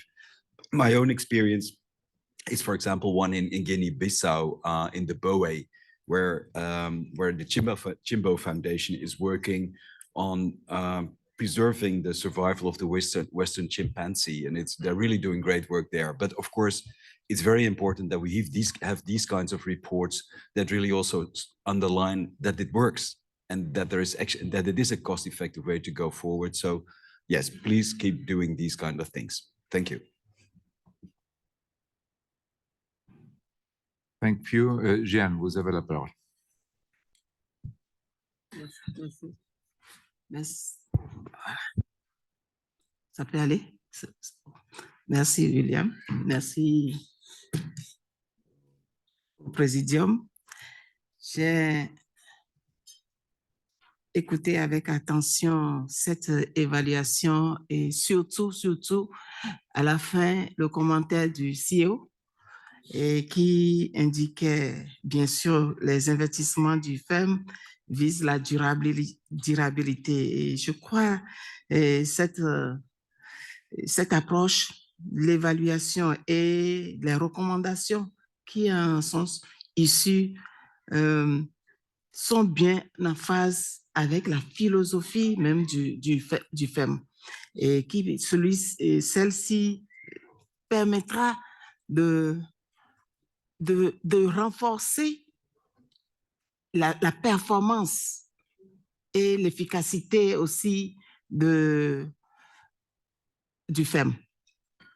Alors, je voudrais marquer au nom de ma circonscription de la zone côtière, marquer notre approbation à cette évaluation et surtout aux 3 recommandations qui en sont issues.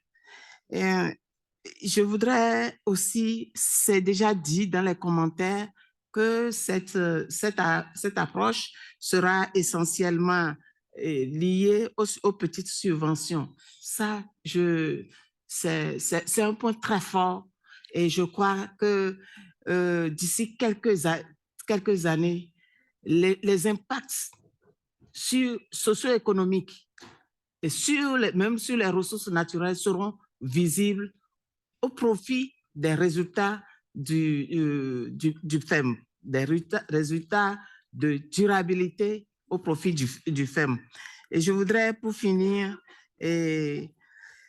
que dans la mise en œuvre de cette approche à partir du FEM 9, que les impacts culturels, non, les spécificités culturelles soient prises en compte pour que nous n'allions pas en ayant des impacts importants socio-économiques par rapport aux parties prenantes, que nous n'allions pas contre leurs aspirations culturelles. Je pense que c'est aussi important de le souligner et de travailler avec ça et de généraliser cette approche au niveau de au niveau des petites subventions, mais également en se basant sur les organisations de la société civile au niveau local. Nous aurons à vraiment tirer et diminuer les intermédiaires, les scientifiques. Le CEO en a parlé, les scientifiques et les consultants. Nous allons diminuer ce poids-là dans la mise en œuvre des petites subventions et qui produiront plus d'effets, plus d'impact socio-économique et environnemental. Merci. Merci beaucoup. Emily, you have the floor. Thank you, William. Our constituency very much welcomes the evaluation and also the management response here. And like others, we also really appreciate Carlos Manuel's reflection on this topic. So thank you for that. The recommendations of the evaluation are timely to support an increased focus on the social inclusion and provide opportunities for CSOs, IPLCs, women and girls, and youth leaders to collaborate in the planning and implementation of GEF investments. In accordance with the first recommendation, we're pleased to hear that the GEF Secretariat will further promote community-based approaches in projects where community partnership is a critical element.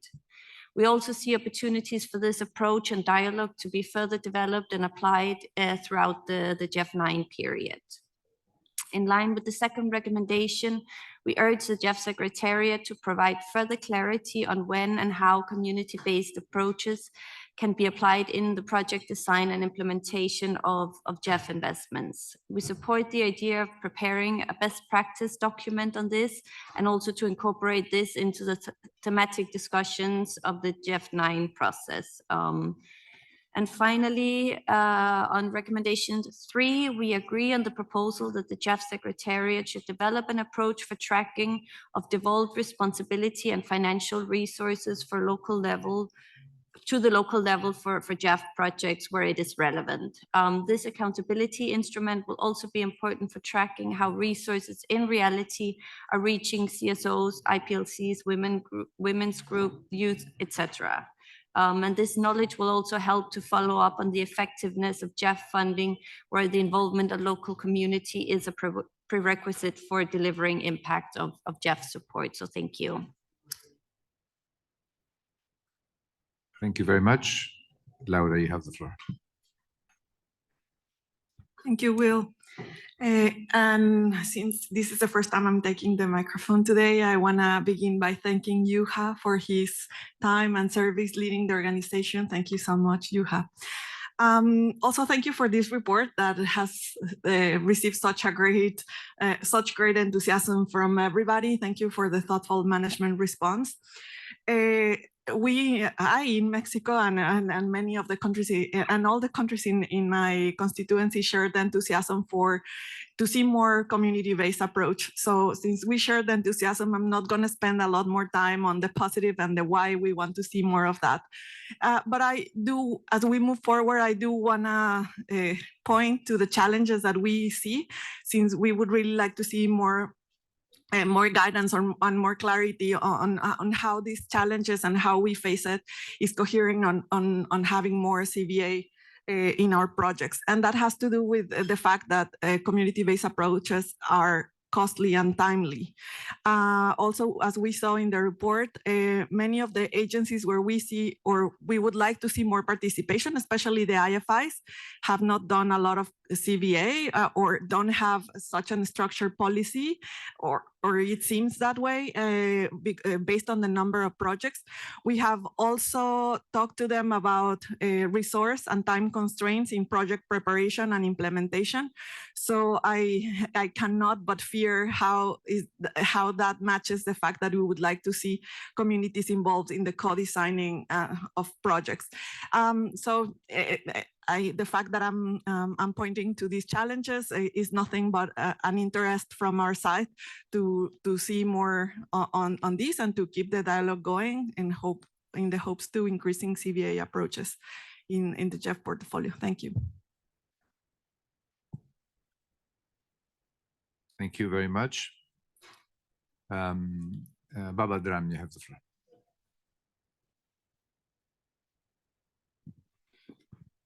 Merci beaucoup.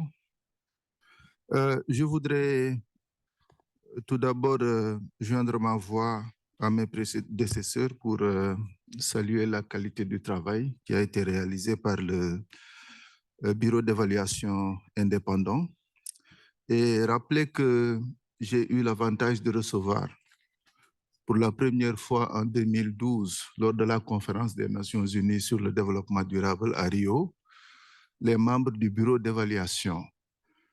Et l'objectif, c'était de discuter sur comment les projets FEM sont exécutés au Sénégal pour en tirer des conclusions. Et à l'époque, j'avais conclu que c'était une excellente approche parce que si nous voulons améliorer la manière de mettre en œuvre les projets du FEM, il faudrait qu'on ait un organisme d'évaluation qui puisse regarder ce que nous faisons, donner des recommandations pour qu'on puisse avancer.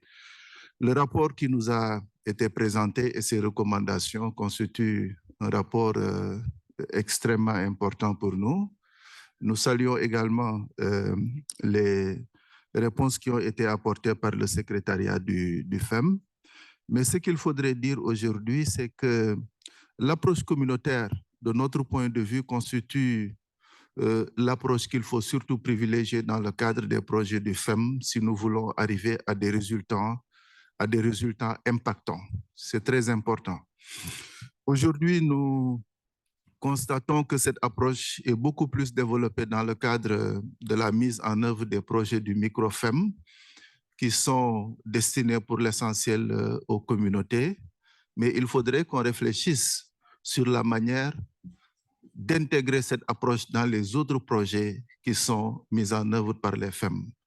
Qu'on puisse dépasser le cadre de la gestion des ressources naturelles tout simplement pour intégrer toutes les problématiques qui sont traitées par le FEM, y compris la lutte contre les pollutions des milieux récepteurs et la lutte contre la pollution plastique qui constitue un fléau dans le monde entier et particulièrement en Afrique. Effectivement, René et Karine l'ont soulevé.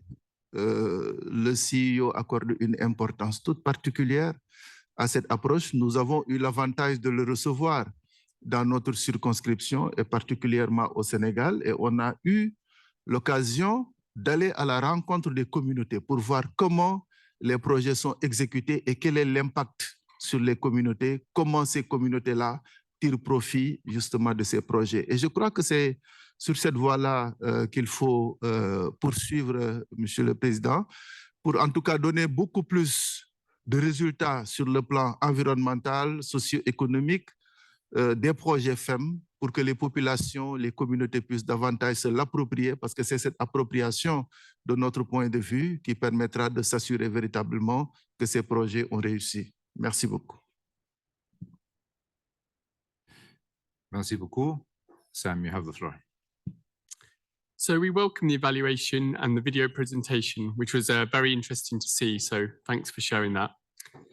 It's great to see an increase in the share of projects adopting community-based approaches, but we, and as others have said, we would like to see a step change in this, including through looking at opportunities to improve GEF policies and other entry points, and ensure we are doing this in lockstep with other multilateral funds. We note that the recommendation on the importance of devolving and tracking financial resources to local people align with the comments made by the CSO network chair yesterday when discussing the paper on socioeconomic benefits. We also appreciate and recognise, as Rob and Laura have also pointed out, that there is a trade-off between the speed of development of the projects, which the Council is asking for, and ensuring sufficient preparatory work to ensure proper ownership, empowerment and leadership by local communities in GEF project design takes place. We need to be clear-eyed about this, including in the project streamlining working group, and it would be good to get any initial reflections on managing this tension. We were pleased to see the evaluation findings that those projects which adopt community-based approaches are associated with better environmental outcomes and more durable and sustainable projects. And this was a similar finding in the dryland evaluation, and echoes Carlos's point and others about the overall cost effectiveness of community-based approaches. Thank you. Thank you. Antonella, you have the floor. Muchas gracias, William. En representación de la circunscripción Cono Sur, en primer lugar, me gustaría agradecer la presentación de la evaluación elaborada por la Oficina de Evaluación Independiente y la respuesta de la Secretaría a las 3 recomendaciones que figuran en dicho reporte.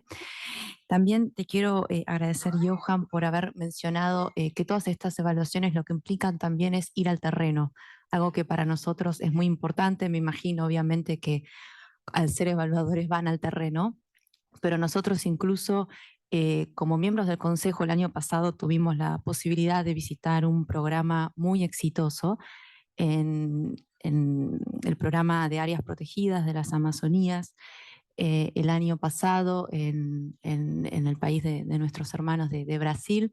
Y la verdad que como miembros del Consejo valoramos mucho ese intercambio con las comunidades. Creemos que es la única manera de ver proyectos sostenibles a lo largo del tiempo, por lo cual muchas gracias por hacer esa mención en tu presentación. Bueno, apoyamos el proyecto de decisión propuesto y apoyamos las recomendaciones.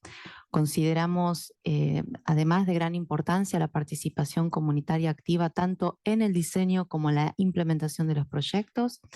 En este sentido, alentamos que la alianza del GEF y en este, no, digamos, la alianza del GEF me refiero a todos nosotros, tanto desde puntos focales operativos, puntos focales políticos, agencias y obviamente desde ya la Secretaría, facilite y aliente el diseño de proyectos en conjunto con las comunidades, bajo el marco de políticas del GEF y de sus directrices, específicamente las políticas de participación de partes interesadas, igualdad de género. Género ha sido también un tema que ha sido levantado en este consejo, por lo cual también hay que darle mucha importancia y salvaguardias ambientales y sociales, y particularmente para aquellas iniciativas en las cuales la asociación comunitaria resulta un elemento crítico.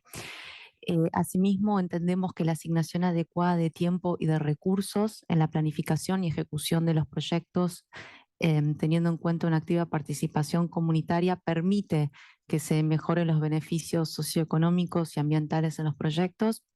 Y por último, esto es algo que siempre destacamos, por lo menos de esta circunscripción, es el valor que tiene el programa Pequeñas Donaciones, que está presente, es un programa nuestro, que está presente en muchos de nuestros países y creo que sin lugar a duda a lo largo de los años ha sido un ejemplo concreto de cómo los enfoques basados en comunidad pueden ser implementados de manera efectiva para abordar los desafíos ambientales y mejorar la sostenibilidad a nivel local, y de cómo la asignación directa de los recursos financieros y técnicos a las comunidades ayuda a obtener resultados tangibles y, volviendo de nuevo, creo que también lo había mencionado Karim, tener proyectos sostenibles, ¿no? Que una vez que el proyecto finalice, que puedan quedar la construcción de capacidades y que esto pueda subsistir a lo largo del tiempo. Gracias. Gracias, Antonella. I give the floor now to Sione from the Pacific Islands. Thank you, Mr. Chairman, and this is the first time for me to take the floor in the council meeting, and it's a privilege for me to represent the Pacific Islands under the Asia Pacific constituency. Mr. Chairman, I'm very appreciative in a way of you share your experience and you enhance the importance of community-based approach. I attended the COP28 last year and been experienced so many things that been discussed in that arena in regard to climate change. I realized that we experience the consequences of what is happening to our environment in our small island states in regard to the change in our climate in our planet. And as you may be aware, how we live in the small states islands is more like a one family, considering the scale of the islands we are lived. And the environment around us is considered as part of our life, from when we're born up to the States in terms of every generations. The consequences of what has been happening to our environment in the impact of climate change is really touch our heart, because it's really affect every aspect of environment of where we live, or where we consider as part of our life, from maritime aspects to inland and every aspects of environment. Looking at what GEF has been given to us in support in terms of resources, we're very appreciative in the area of project designs. And I really consider the importance of community-based, because that's where the principle of us looking at it is more like people approach, considering the people who bear the real experience of life in the impact of environment in the design of the project, participating on the implementation of the project, and making them ownership of the project. I believe that's where it can be a very successful project, can be in terms of the support that's been given to us from GEF. So with that, representing our constituency, we are fully support the approach of community-based in the project design and what GEF has been given to us. Thank you very much, Chairman. Thank you very much. Laura Bermudez, you have the floor. Thank you very much, William, and thank you, Yuta, for you and your team for your phenomenal work.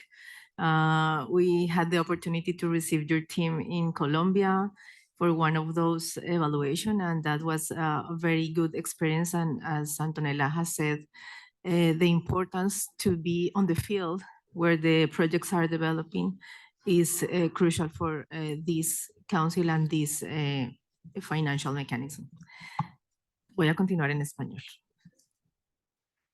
Nuestra circunscripción agradece entonces la presentación de esta evaluación y la respuesta de la Secretaría y manifestamos nuestro total apoyo. Ya nuestros colegas lo han mencionado de diferentes formas. Solo quisiera enfatizar la importancia de estos enfoques basados en comunidad para el ordenamiento de los recursos naturales y todos estos enfoques de descentralización para la adopción de decisiones y la ampliación de la ejecución de los recursos financieros y técnicos y el aporte que hacen las comunidades como usuarios y cuidadores principales de la biodiversidad y los recursos naturales. En particular, este apoyo a los modos de vida tradicionales en armonía con la naturaleza son de esencial importancia para nuestros países y en particular para nuestros pueblos indígenas, otras comunidades locales, las mujeres y los jóvenes, como lo hemos mencionado acá. Varios han hecho referencia a la importancia del programa de pequeñas donaciones y cómo a través de más de 30 años de este programa se ha demostrado que un trabajo cercano y directo con las comunidades en el territorio es necesario para tener éxito en los proyectos y sobre todo para, como ya lo han dicho algunos, sean factibles, sostenibles y eficientes. Este énfasis en el codiseño de los proyectos con las comunidades y la posibilidad de que ellos manejen sus propios recursos para la ejecución en el territorio, sabemos que es un gran reto, pero también sabemos que poco a poco se han ido construyendo las capacidades para que esto sea posible.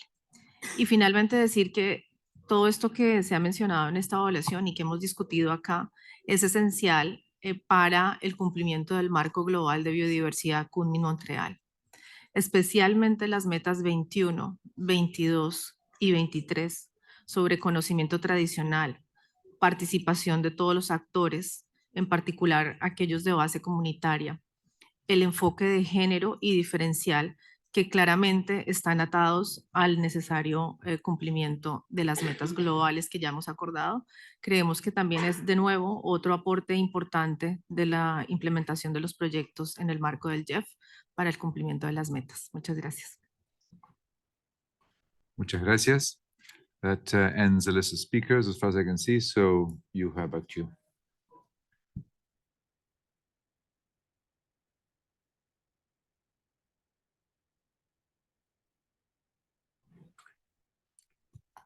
Thank you, everyone. A very rich discussion and very interesting.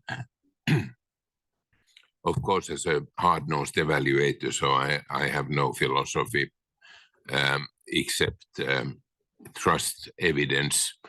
But to show a little bit of my cards is that I'm actually very happy to hear from the CEO and Gabriela and from the council members how you see the issue of community-based approaches as being a key to many of these questions that we're tackling with.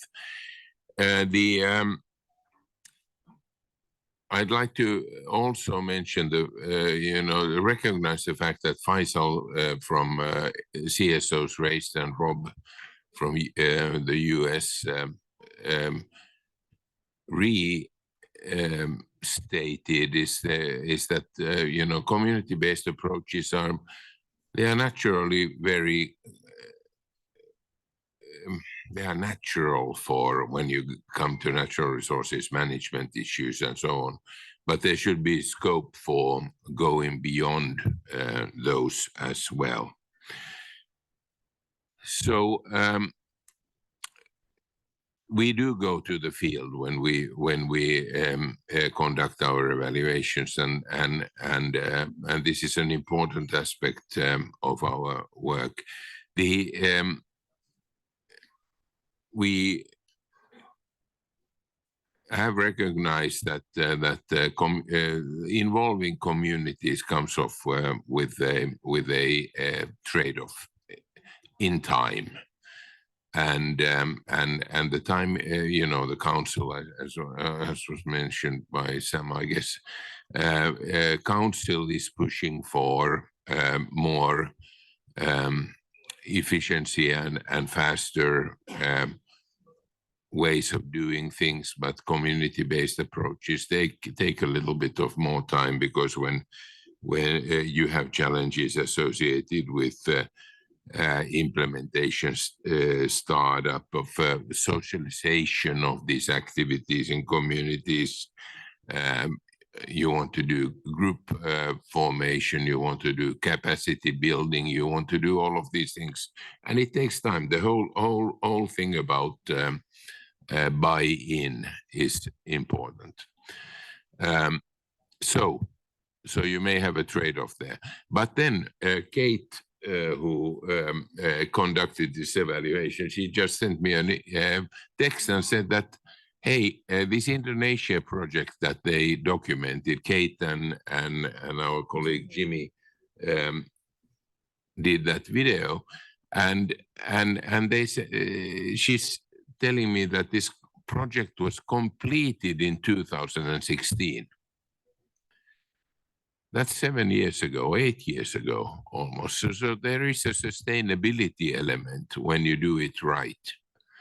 And so what you may lose in the beginning, so you may gain at the end. So that's very good. On indicators, there was a question from Gabriela, I think, about indicators. What do we suggest? I don't know what we suggest, but we will suggest something, and we will be having an evaluation as part of OPS 8 concerning the whole RBM system and the M&E, the issue of results measurement in the GEF, and we will take this into account, and I believe that we will be also consulting with STAP on this matter, as they are the experts on many of these issues. But let me just mention this thing, that there is always this tension between that. So the GEF is about global environmental benefits, obviously, and that's what we are about. But there are important intermediate steps that we have to that are necessary to achieve those global environmental benefits, and which are at the same time quite important for their own right. Gender, women's participation, local decision making, and so on, which we will have to capture in our results framework. I think that's all I have to say now. Thank you very much, Gabriela. Yes, thank you, Joa, for that, and thank you everyone for what it is. It's very exciting to hear all of the enthusiasm that we've heard from you, and also great to hear your ambition moving forward. So I'm not going to go in, and I didn't see any specific questions, but I wanted to just highlight a couple of things that I've heard in the room, and that we in terms of your support for the management response and some of the things that we have outlined there that we really are looking forward to do. But just before I go into some of those, we do take note of the comment from the CSO network as well as from the US on the broadening the use of CBA from just not resource use to other sectors, etc. And I think that this is one of the areas that can be discussed as we are looking into implementing recommendation 2 on good practices of when and how. And I think that that is one of the areas we can look into that and move that a little bit further.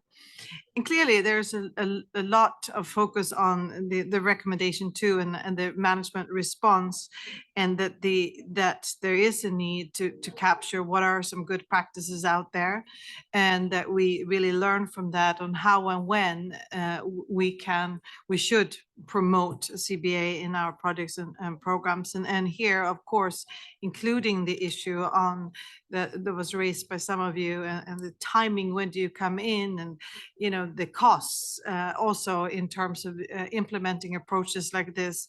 And I think that that is also something. And then following on that, I think this is also the opportunity to look at the different stakeholder groups here, and Joa was just referring it to that. There, of course, specific focus on addressing gender equality, inclusion of supporting indigenous peoples and local communities, youth, and other groups. So I think that that is a lot of work that we need to do in terms of the work on recommendation 2. And as we've said, we have had conversation with staff on this, and this is something that we will have to define moving forward. And clearly, as we all have heard, and as I understand, the conversation yesterday already started on the tracking and monitoring socioeconomic co-benefits in the GEF projects. This is clearly an important area, and definitely we need to move forward with that agenda item 7 as we are looking to move forward on the recommendation 3 that was outlined here today. And this is really, I think, a really big conversation as we move into the programming of GEF 9 and the results framework for GEF 9. And also took note of Karin's from Sweden, that is one thing of tracking and monitoring, and the other is the approach of how do we improve if something is not going well, or how do we move forward. I also want to take a quick thing in terms of how do we consider CBA in sort of the ongoing review of GEF policies and guidelines? And clearly that was already mentioned about, are there any conflicts with the streamlining process? So there is a lot of considerations that we need to do in terms of that. But I wanted to maybe highlight Gabriella from Switzerland, that is not only policy and guidelines, it's also about learning. So a lot of this, moving these kind of approaches forward, is similar that I've seen on gender equality and others. It's a lot about learning in the partnership, working with our agencies, and really, so it is pushing forward also and highlighting things on these issues as we are doing our knowledge management, as we are doing our implementing our country engagement strategies. So there are other ways of addressing these issues that does not always have to be in policy requirement, etc. And lastly, I just wanted to take highlight the support for the small grants program. And clearly the small grants program has been sort of, what do you call it? The flagship, thank you for the word, the flagship of community-based approaches for in GEF projects for the last 30 years. And as you know, we did in GEF 8, as we moved into GEF 8, really looked at opportunity to increase the scale and scope for SGP. And this is something, and clearly this is an important, not only expanding the scope and scale of the small grants program, but also of learning from the small grants program in terms of what we can do in other projects and programs.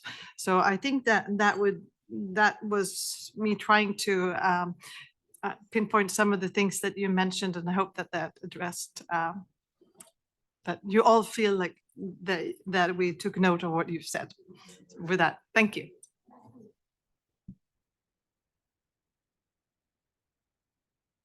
Thanks to you, Gabriela. And with this, we conclude the discussion of this agenda item. So I would like to invite Council to adopt the draft decision, including the document GEF/C 66/15. I see no objections. Approve. Thanks. So since we are a little bit behind schedule, and I don't want to push over lunch or overload the afternoon, I would like to see if there's a possibility, council members, if we can present the next two IEO topics together. I have talked with IEO over here, and they don't have any inconvenience. I talked with my fellows from the Secretariat, so if that is fine with you all, I think it is fine with you all. I'll proceed with it. So let me go to agenda item 11, learning from challenges in the GEF projects and the management response. And at the same time, we will address agenda item 12, evaluation of the GEF support to the climate, the information and early warning system. So you and Gita, you can probably present both at the same time. Then we'll have the management response, and then I will open the floor to council members so they can comment or ask questions with regards to these two agenda items. Over to you, Johan. This one I will pass on to the Chief Evaluation Officer, Gita. Thank you, Chair. Thank you, Juha. We've heard the term learning quite a bit throughout this council, so it's my pleasure to present learning from challenges in GEF projects. I'd like to thank our task team leader, Senia Timnenko, for having taken the lead on this evaluation. So organizations improve their effectiveness by learning from both successes and failures. Learning from successes is relatively easy. Just do more of the same. But learning from failures is often difficult because understanding what went wrong does not always provide clear guidance on what to do right the next time. This report focuses on less successful operational experiences of the GEF, where objectives were not achieved and which constitute about 20% of closed projects that are often overlooked, including in our own evaluation work. The literature on learning clearly highlights that to enhance performance, organizations need to focus on learning from both successes as well as failures. So the purpose of this study is to extract insights from projects that failed to achieve their objectives by closure, as well as those that were failing but managed to actually recover. So we looked at factors that contribute to underperformance. We examined risk mitigation and adaptive management measures that were applied or missed. And based on this evidence and the rich literature on learning, we provide some basic principles for consideration on how the GEF can actually further strengthen itself as a learning organization. We would like to profusely thank all those project staff who were very open and candid during interviews in discussing these projects identified and without whom the study would just not have been possible. And this is a great evidence of actually learning that's already happening in the organization. So this chart, it looks complex, but this is how we actually had to approach the analysis. We looked at the challenges faced by underperforming projects and the corresponding adaptive measures that were implemented over the project cycle. At the design stage, risks are they addressed and are they mitigated? During implementation, are measures applied or adapted to challenges? And at closure, as a result of the risk mitigation and adaptation, are barriers to achieving objectives actually reduced, or do they remain? Now, this was a little bit simplified because we do recognize that challenges are often interrelated and that mitigation and adaptive management strategies may achieve partial success. The analysis showed that assessing risks and developing a strategy for risk mitigation at the design stage is important for project performance. In general, underperforming projects are associated with slightly higher risk levels compared to all GEF-supported projects. However, and this is really important to note because we don't want to say that taking risk is not important. It is important to note that 76% of projects that improved by closure had above average risk ratings. This implies that it is adaptive management of risks during implementation, which is extremely important. We have a forthcoming risk study by the IEO, which will be presented in June, and that will take a look at the relationship between risks as well as development and environmental outcomes.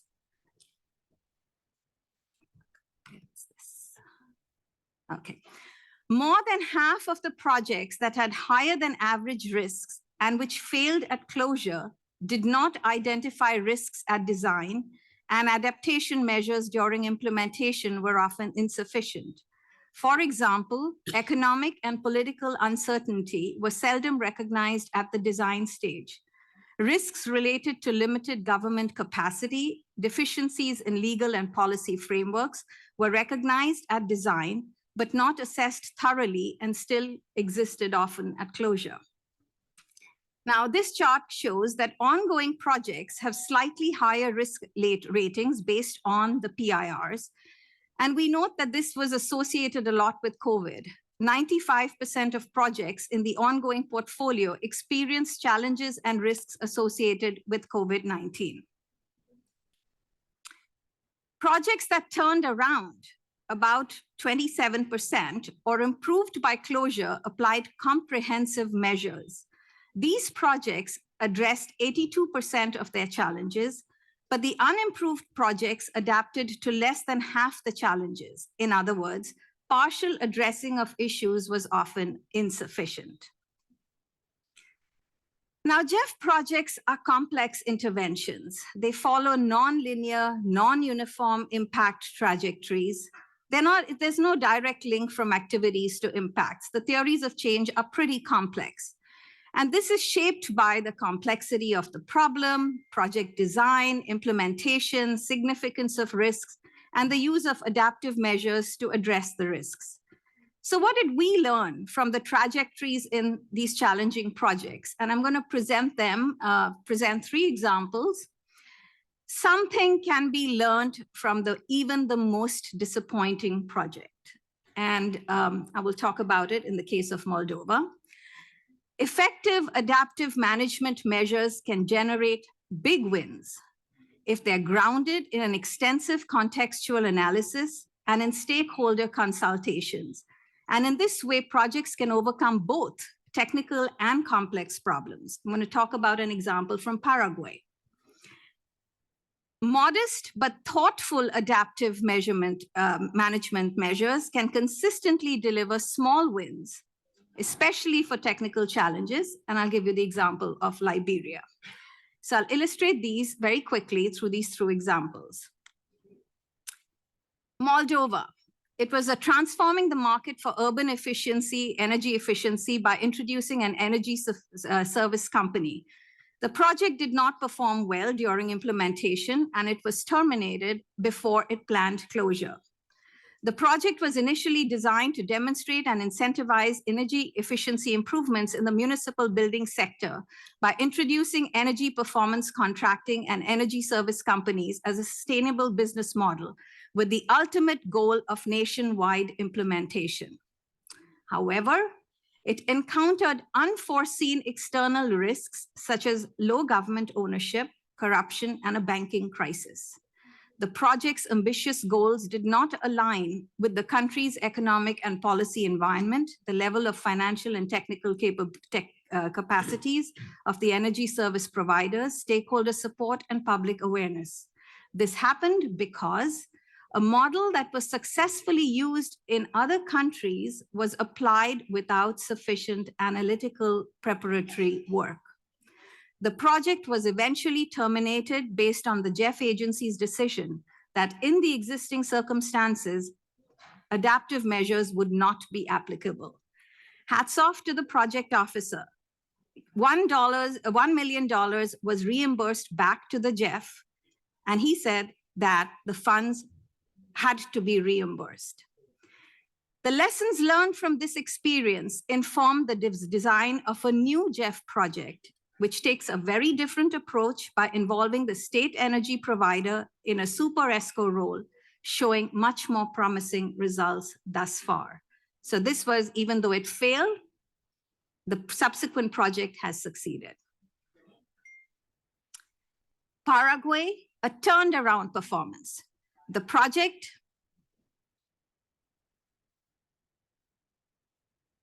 improving the conservation of biodiversity in the Atlantic forest of eastern Paraguay, planned to recreate biodiversity connectivity between protected areas in the proposed conservation corridor in the Atlantic forest. Initially, the project struggled due to political and economic challenges that favored land conversion into soy fields over forest conservation and agroforestry. After the midterm review, the project went through a significant restructuring, which included shifting the focus from large landowners to indigenous communities and changing execution arrangements, taking the lead role as a sole with the large hydro dam and an international entity taking the lead as a sole executing agency. These changes, along with ITAPU's capacity, financing, and commitment to forest restoration, turned the project around, leading to the creation of a significant forest corridor and the adoption of sustainable land management practices. Very impressive story of a turnaround. Liberia, finally, the last example, the project Enhancing Resilience of Liberia, Montserrado County, vulnerable coastal areas to climate change risks faced initial challenges, including delays due to political transition, disagreements over strategy, and increased construction costs due to erosion. Despite these setbacks, the project adapted by actively engaging with government, communities, and other donors to find solutions, ultimately demonstrating effective coastal defense strategies and building local capacity for long-term resilience. The revetment constructed is expected to protect the community for decades, and the project's success has informed subsequent initiatives by GEF and has been scaled up by the GCF, which is now implementing larger scale integrated coastal protection efforts that combine engineering with nature-based solutions and community engagement. It was so heartening to work on these turned around stories. So based on the lessons from these projects examined, interviews with project staff, like I said, we are very appreciative, they were very brave and open, and the literature, we have developed 8 principles for consideration, which might be useful in the rollout of the knowledge and learning strategy that's just been approved by the Council, and the action plans being currently developed by the GEF Secretariat. Specifically, these guiding principles include active engagement with complex environmental problems over time. It's not about engaging in low-risk projects. It's more about trying to solve problems over time and through experimentation. Establishing very clear conditions under which outcomes can and cannot be expected. Setting realistic expectations that are aligned with the complexity of the problem.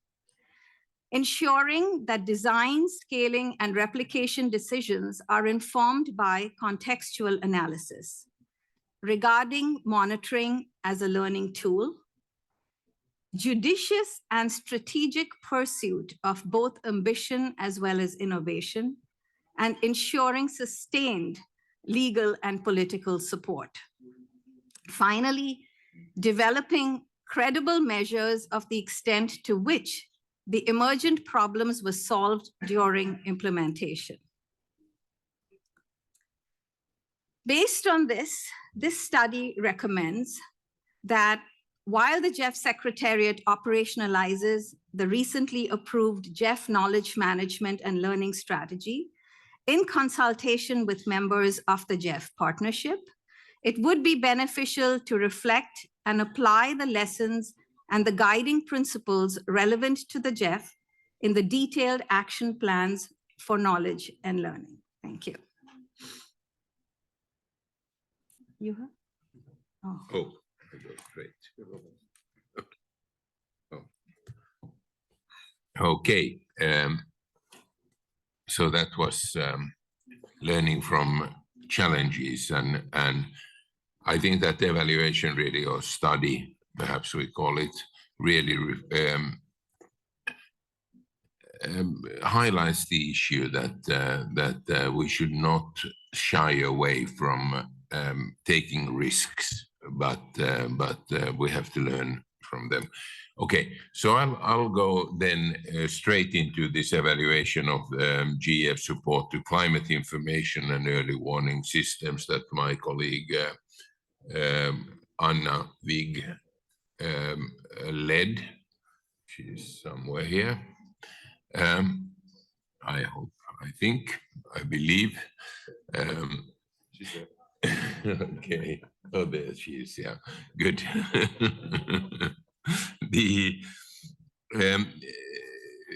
This evaluation, we originally initiated this evaluation as a LDCF, SCCCF evaluation, but then, you know, during the implementation of that evaluation, so it got it became clear to us that this is not solely an LDCF, SCCF issue, because these issues have become much more important for the GEF Trust Fund per se, and there are lots of multi-trust fund projects. So therefore, we are bringing it to the whole GEF Council. These climate information early warning systems, I don't know how to how to pronounce the abbreviation. They play a crucial role in reducing vulnerability to the effects of climate change and enhancing resilience.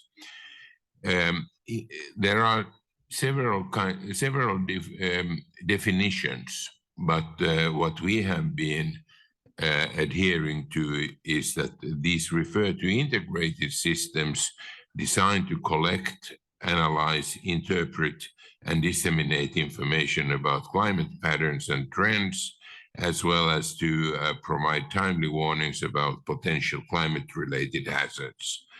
These systems play a crucial role in building resilience to the impacts of climate change by providing information to develop adaptive strategies and implement effective measures to reduce vulnerability and enhance preparedness. Both the GEF7 and GEF8 replenishment programming directions note that investments to support flood and drought early warning systems will be made under the International Waters Focal Area to support the focal area's third objective, which is to enhance water security and in freshwater ecosystems. And these systems are also noted in all the adaptation strategies of the GEF programming directions, and are one of the 4 priority themes in the 2022-2026 strategy.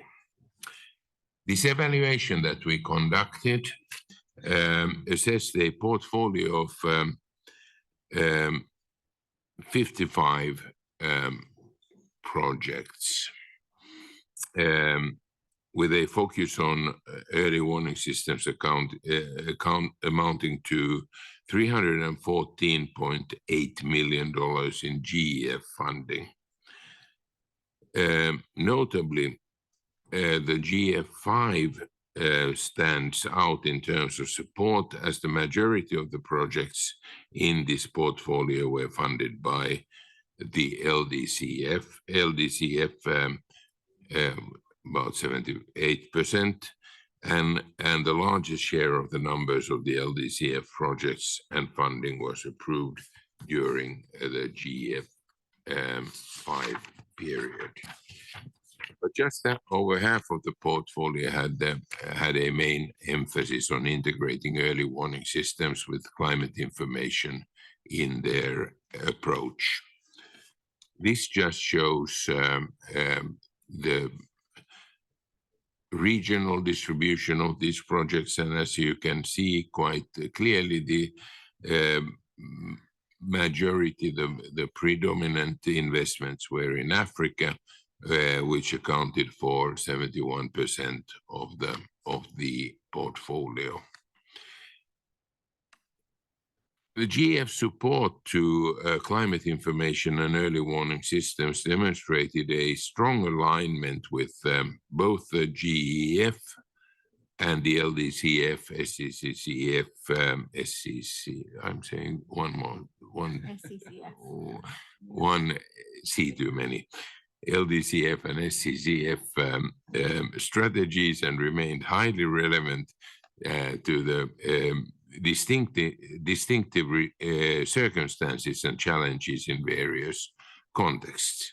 In the early phases of the GEF-supported portfolio, the projects emphasized an upstream approach involving meteorological and climate monitoring stations, satellite observations, climate models, and so forth. However, recent projects have shifted towards a downstream approach, aiming to deliver practical and tailored information to individuals, communities, and organizations, facilitating effective climate change adaptation. GEF projects focusing on these topics were demand-driven by countries' beneficiaries. These needs were shaped by geography, obviously, climate-related hazards, and specific national requests. Additionally, there was a high alignment between GEF projects and the global distribution of climate-related hazards, particularly in Africa. The main beneficiaries of this climate information and early warning systems interventions are concentrated within the agricultural and fisheries sectors. 46% of the initiatives specifically targeted farmers and rural communities as their primary beneficiaries. Coastal populations and fishers were the focus of 31% of projects, 1/3 almost. In comparison, 7% were dedicated to forest-related efforts, and 16% had no specified beneficiaries, encompassing projects with beneficiaries by geographical area and multiple ecosystems. Nearly 80% of these projects are rated as highly satisfactory or satisfactory in outcome ratings. Of the 26 projects that were covered that had terminal evaluations, 88% had a sustainability rating in the likely range, which is obviously rather higher than the GEF averages. Several projects supported by installation of hydrometeorological stations and automated weather stations but there were issues related to operation and maintenance at completion. About 394 weather stations were installed and 65 others were rehabilitated or repaired. However, at project completion, only 78% of these were in operation and only half of those repaired were functional. So this operation and maintenance issue beyond active project involvement is an issue. The critical last mile challenge persists in service delivery, particularly in the distribution of climate information and warnings to local communities who are often marginalized by disaster risk reduction strategies. Okay, so we have again a couple of examples. One is from Costa Rica, from the project Strengthening Capacities to Address Climate Change Risk. Here, an early warning system was implemented to mitigate the risk of floods in a region inhabited by a population of 55,000 people.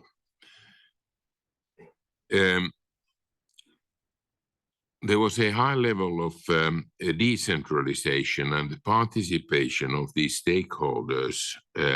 These contributed to the increase of the participation, of the beneficiaries and the sustainability of the project outcomes. The tools generated by the project in terms of climate information and early warning systems have been replicated in other regions, although with somewhat lower results. The main risk to sustainability of these achievements is linked to the funding of the maintenance and management of the tools provided by the project. This is confirming the overall findings of the evaluation. In Tanzania, we had a project on strengthening the climate monitoring capabilities and early warning systems again. Here, the installation of automatic weather stations has increased the accuracy, quality, and timeliness of data, especially during the rainy season and other particularly critical times. We found that farmers in Arusha region in Tanzania who are exposed to drought and flood increase their income after receiving climate forecasting to adapt their cropping practices. This is obviously a very important aspect because links the environmental issues and the adaptation to climate change to people's incomes and benefits. So we had 3 recommendations in this evaluation, starting with the fact that the GEF project should shift their focus from solely providing early warning information to actually fostering early actions during disaster or risky events. The second recommendation is that the GEF Secretariat, together with the STAP and GEF agencies, should continue aligning indicators with established good practices in this area. We'll be looking at this also in our future evaluations. And then finally, the GEF Secretariat and the agency should continue to explore strategies to enhance the financial sustainability of these climate information early warning system projects and components. As we have seen earlier, it's keeping up with the good work that the project started that is often the challenge. Thank you. Thank you very much, Juha. So Claude Alok, you have the floor. Thank you, and thanks to the IEO for two excellent studies. I'm going to give the management response for the learning from challenges, and my colleague Alok will give the response to this last study. The GEF Secretariat welcomes the report on learning from challenges and GEF projects. The report comes at a very opportune time when the GEF Secretariat is in the process of rolling out a new council-approved strategy for knowledge management and learning across the GEF partnership. The framework applied in the study is grounded on well-established methods from the scientific literature, which makes the findings, lessons, and conclusions quite appropriate as guidance for the GEF partnership. The GEF Secretariat particularly appreciates the explicit focus on poorly performing projects that course-corrected during implementation. This focus offered valuable insights into important factors that must be considered by countries and agencies during the project design phase, including assumptions related to social, political, and institutional context. Furthermore, the project examples cover a wide range of contexts that will help to inform future GEF programming. The evaluation presents 8 guiding principles and 1 recommendation that states that it would be beneficial for the GEF Secretariat to reflect and apply those guiding principles in its detailed action plans for knowledge and learning. The GEF Secretariat agrees with this recommendation. The 8 broad guiding principles to which the recommendation refers offer interesting insights into how learning from challenges may be internalized in GEF programming design, implementation, and monitoring. In fact, many of these principles are already well aligned with several of our existing policies, processes, and practices. Therefore, the GEF Secretariat welcomes the elaboration of these principles as they will help to further inform the Secretariat and the partnership in our evolution as a more effective learning organization. These principles will be embedded as appropriate into specific action areas to the implementation under the knowledge management strategy in consultation with STAP and GEF agencies. With that, I thank you and will turn over to my colleague Alok.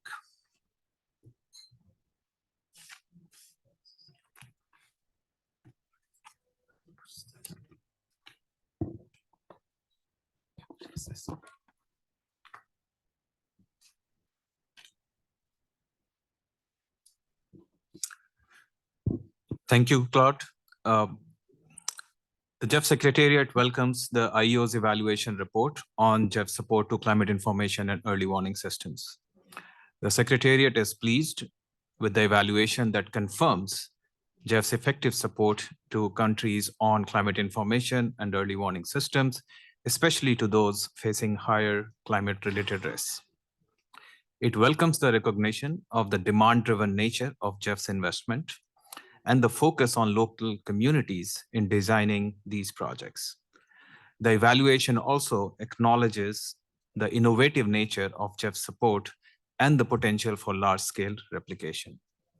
The Secretariat notes the specific areas where enhanced support is needed and appreciates the finding that steady progress is being made in ensuring long-term sustainability of outcomes and the integration of climate information and early warning systems in climate risk management strategies.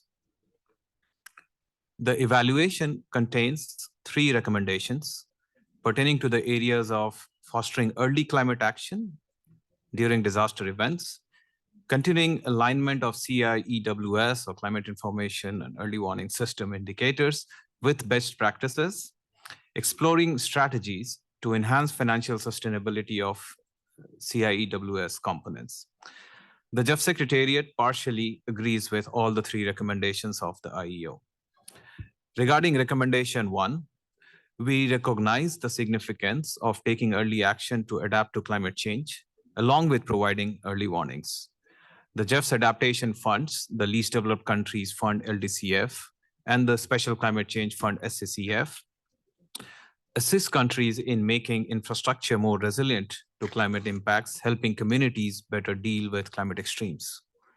We will continue to further enhance our efforts in this area. However, the GEF does not directly support disaster risk management activities like evacuation, which falls outside its mandate. On recommendation 2, the LDCF and SSEF already have specific indicators for climate information and early warning systems and will continue to align their indicators with best practices in future programming strategy.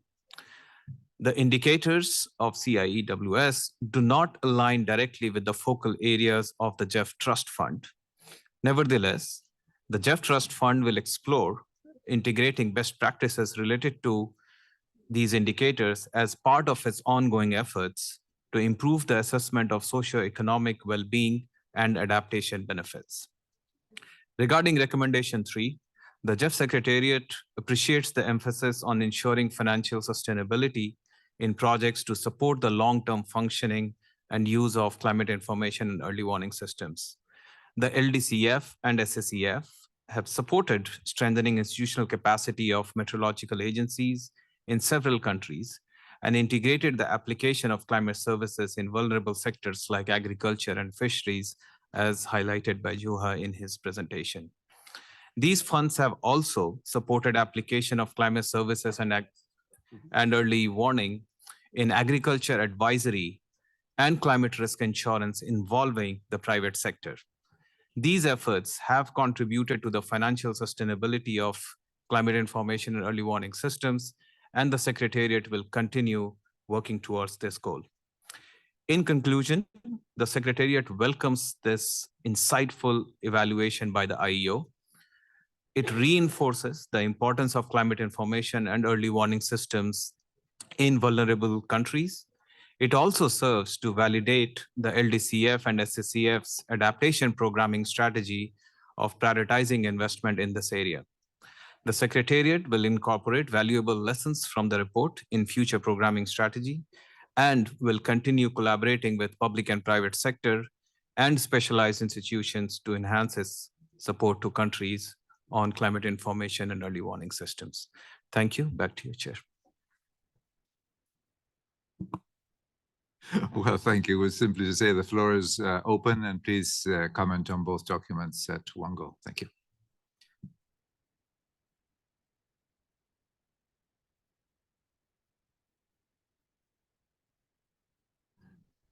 Richard, you have the floor. Thank you. It's Andrea. That's fine.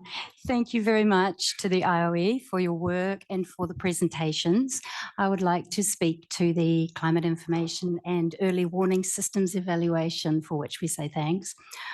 Australia and New Zealand welcome this helpful evaluation, noting the increasing impacts of climate change, particularly on our Pacific neighbours.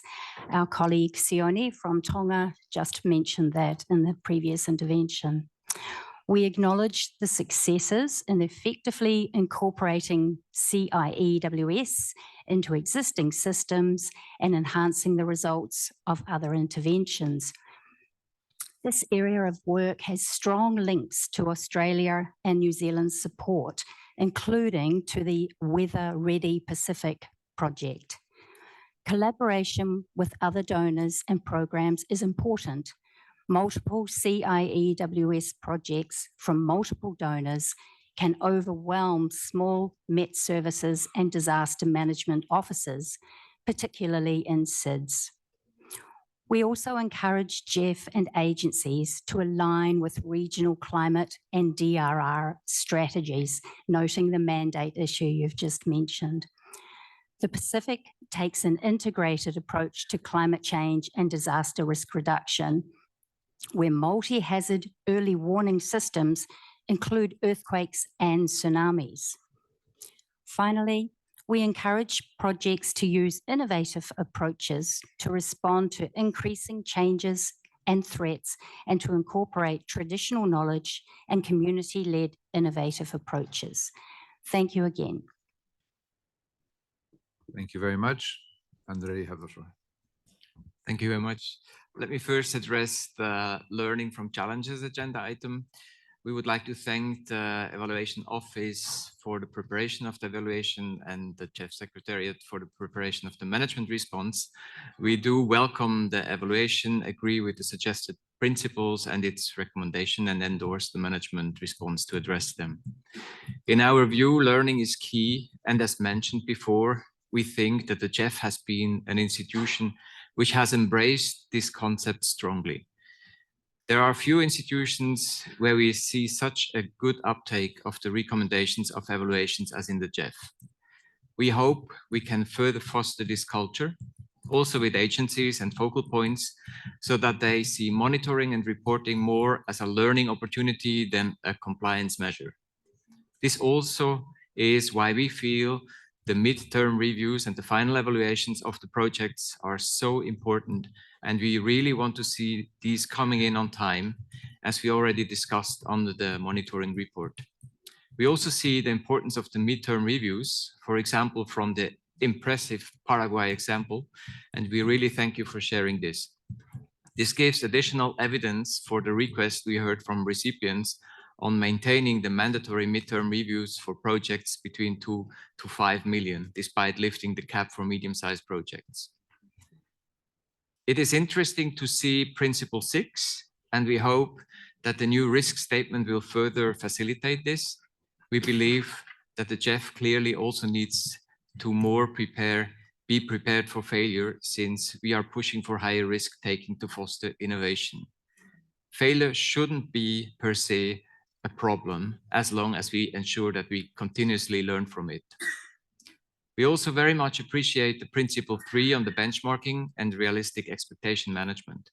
It will be interesting to see whether there is some space for improvement in this area in large, complex programs like the IPs. And finally, a question to the Evaluation Office. Do you have indications that this principle was not really adherent to the more complex programs like the IPs? And do you see a risk of over-promising and non-benchmarked expectations management in these? And then to the evaluation on climate information and early warning systems. We also welcome this evaluation and the respective management response. We do support the key findings, some of which we think are really very pertinent and relevant, and which we would like to highlight again, namely paragraph 76, the absolute need to systematically integrate climate information and early warning systems into a strategic framework, like integrated disaster risk management. Paragraph 77, the need to fully integrate early action measures within disaster events. And paragraph 79, the need to foster the long-term sustainability of the outcomes of the GEF projects. As a consequence, we fully agree and support the recommendations made by the Evaluation Office. But as regards to the management response, we do have some questions why the recommendations are only partially agreed. For recommendation 1, while agreeing that the GEF should not engage outside of its mandate, it is essential to understand that an early warning system never operates in a vacuum, but needs proper embedment and interlinkages with other relevant elements of integrated disaster risk management, of which early warning systems form a part. Thus, we suggest full agreement to recommendation 1 rather than this rather technocratic reservation as stated in the management response. Without proper embedment, it will not be possible to address the critical last mile challenge as just mentioned by Juha. As regards recommendation 2, we do not properly understand why the management response only partially agrees and then still says that they will revisit and update the LDCF, SCCF indicators. That seems to be pretty much in line with the recommendation number 2. So if you could elaborate on that, we would be grateful. And finally, also for recommendation 3, we do not properly understand why there is only partial agreement. The text in the management response, in our understanding, does not provide any evidence for partial agreement, and it does not contradict the recommendation 3. So in line with this, we suggest that either the management response could be adjusted to fully agree, to all recommendations, or the decision for this agenda item could be amended to clearly state that all recommendations are to be fully implemented by the GEF. Apart from that, we can support the management response. And let me end with a question. It is not entirely clear to us from the report to what extent the GEF is coordinating and cooperating with the early warnings for all initiative. Thank you. Thank you, Andre. Abby, you have the floor. Thank you. Good morning to everyone. I haven't had a chance to greet you because this is my first time in the chair. A couple of points. On the first evaluation, obviously, we recognize the importance of learning. And I think we look forward to hearing more about the new knowledge management and learning strategy when it becomes available. I think it's very important in an institution like the GEF, where you have a very large number of countries and a wide variety of implementing entities, to have a good way to share lessons, because you may not get the same sort of internal learning that you do in an institution which is more self-contained. And we obviously all need to learn from our many mistakes. But I appreciate the evaluation, and that was helpful. On the subject of the evaluation of support to climate information and early warning systems, we appreciate the undertaking and the thoughtful approach from the IEO to this report and the management response. We're glad to see that projects have performed effectively, and appreciate the sort of the management response about the recommendations. I think one of the things that is really important in this space now is really also thinking, what is the GEF's role as among the funds of the GEF, but also looking at what some of the other funds and other institutions are doing with respect to early warning systems. I am fairly certain that I remember that the GCF has a particular goal in its updated strategic plan with respect to early warning systems. And I know there's been a lot of progress about in this area among the MDBs, and I'm sure among other implementing agencies. And obviously countries are doing their own national adaptation plans and making a lot of investments. So I think one of the critical questions as you move forward in this space is really understanding what other institutions and are thinking of and what countries need before you sort of go down the path of thinking how GEF defines its role in this space. Thank you. Thank you. René, you have the floor. Yes, thank you. Thank you to the IEO for the excellent evaluation on GEF's work regarding early warning systems. It's clear that these systems are low-hanging fruit in adaptation and cost-effective. These systems require collaboration between multiple actors, from public and private sectors to local communities. Allow me to make a few remarks on the enthusiasm of Finland and the Netherlands for this subject. We feel that global and national policies for climate disaster reduction and water are too often siloed and disconnected from and not informed by the actors at the local level. Hence, our countries are strong supporters of the UN Secretary General's early warning for all initiative since its launch. For example, Finland has supported the improvement of weather and climate services in over 50 countries around the globe, with the expertise and technology of the Finnish Meteorological Institute and Vaisala Corporation. Finland and the Netherlands also support the key financing mechanism of the EW for All, such as the Systemic Observations Financing Facility, SOF. This facility is established to close gaps in weather and observation data gaps in 62 developing countries. The SOF's focus is on LDCs and SIDS. Finland also supports the Climate Risk and Early Warning Systems initiative. And the Netherlands, during the UN Water Conference in 2023, made a considerable pledge of 55 million to mitigate the impact of water-related risk and disasters, and so to increase the resilience of populations in a couple of countries, among them Ethiopia, Sudan, South Sudan, and Uganda.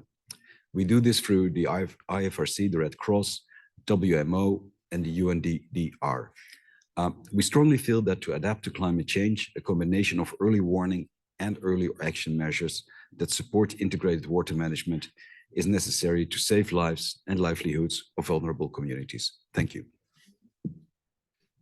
Thank you very much. Sam, you have the floor. Thank you. Starting with agenda item 11, learning from challenges in GEF projects. We found this a particularly valuable evaluation, and thanks for the presentation into specific projects. It's really important to see these examples. This evaluation is clearly important for the knowledge management and learning strategy, and we support the overarching recommendation.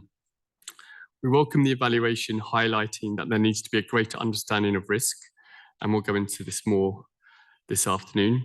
It again demonstrates the need for greater appreciation of what risk means, and of course, mitigating and adapting effectively and comprehensively in light of those risks.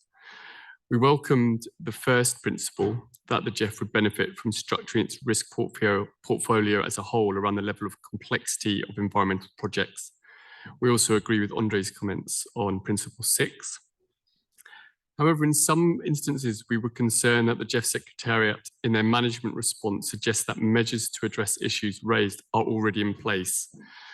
The point about the learning organisation is that it should be constantly learning from such evaluations to improve how it works. And finally, we welcome the GEF's conclusion that it would take account of such evaluations in preparation of GEF 9 replenishment negotiations.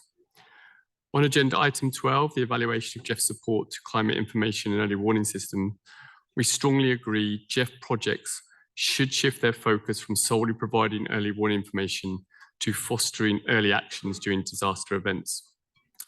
It's good to see the alignment of indicators with established good practices and the recommendation drawn on the World Meteorological Office's 4 pillars, which are the basis of the Early Warnings for All initiative, and surprised that there's no reference to this, as Andre and Rene have pointed out.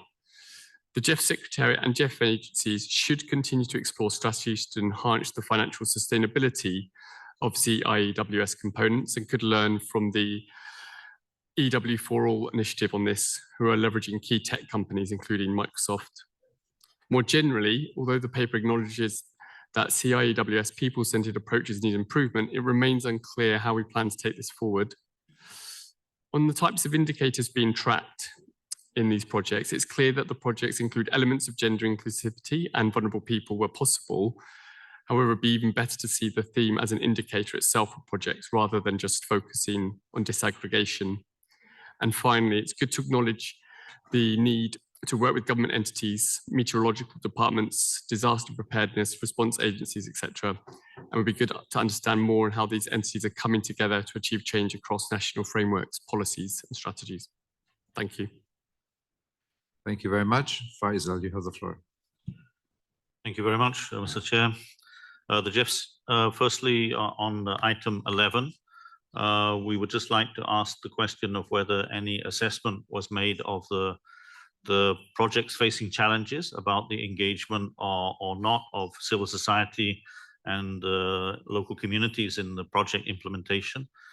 We noted that the 2 examples given of projects that turn around, one key element of the turnaround was the effective engagement of Indigenous and local communities in the turnaround strategy.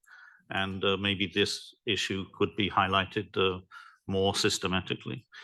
With regard to agenda item 12, we have the following comments and recommendations. Firstly, the key finding of the report on evaluation of GEF support to climate information early warning systems indicate that while the projects on climate information and early warning are relevant and responsive to demands by beneficiary countries, there's a limited uptake and use of the data by the governments for integrated risk reduction planning, as well as limited uptake and use of data by community groups and beneficiaries. The network suggests that constraints on information uptake, program development, and sustainability of outcomes are imposed by systematic factors in public policy development and delivery processes. Such systematic constraints range from macro level planning focused on short-term economic strategies to inadequate public and community engagement, information access, and participatory decision-making for community-focused action.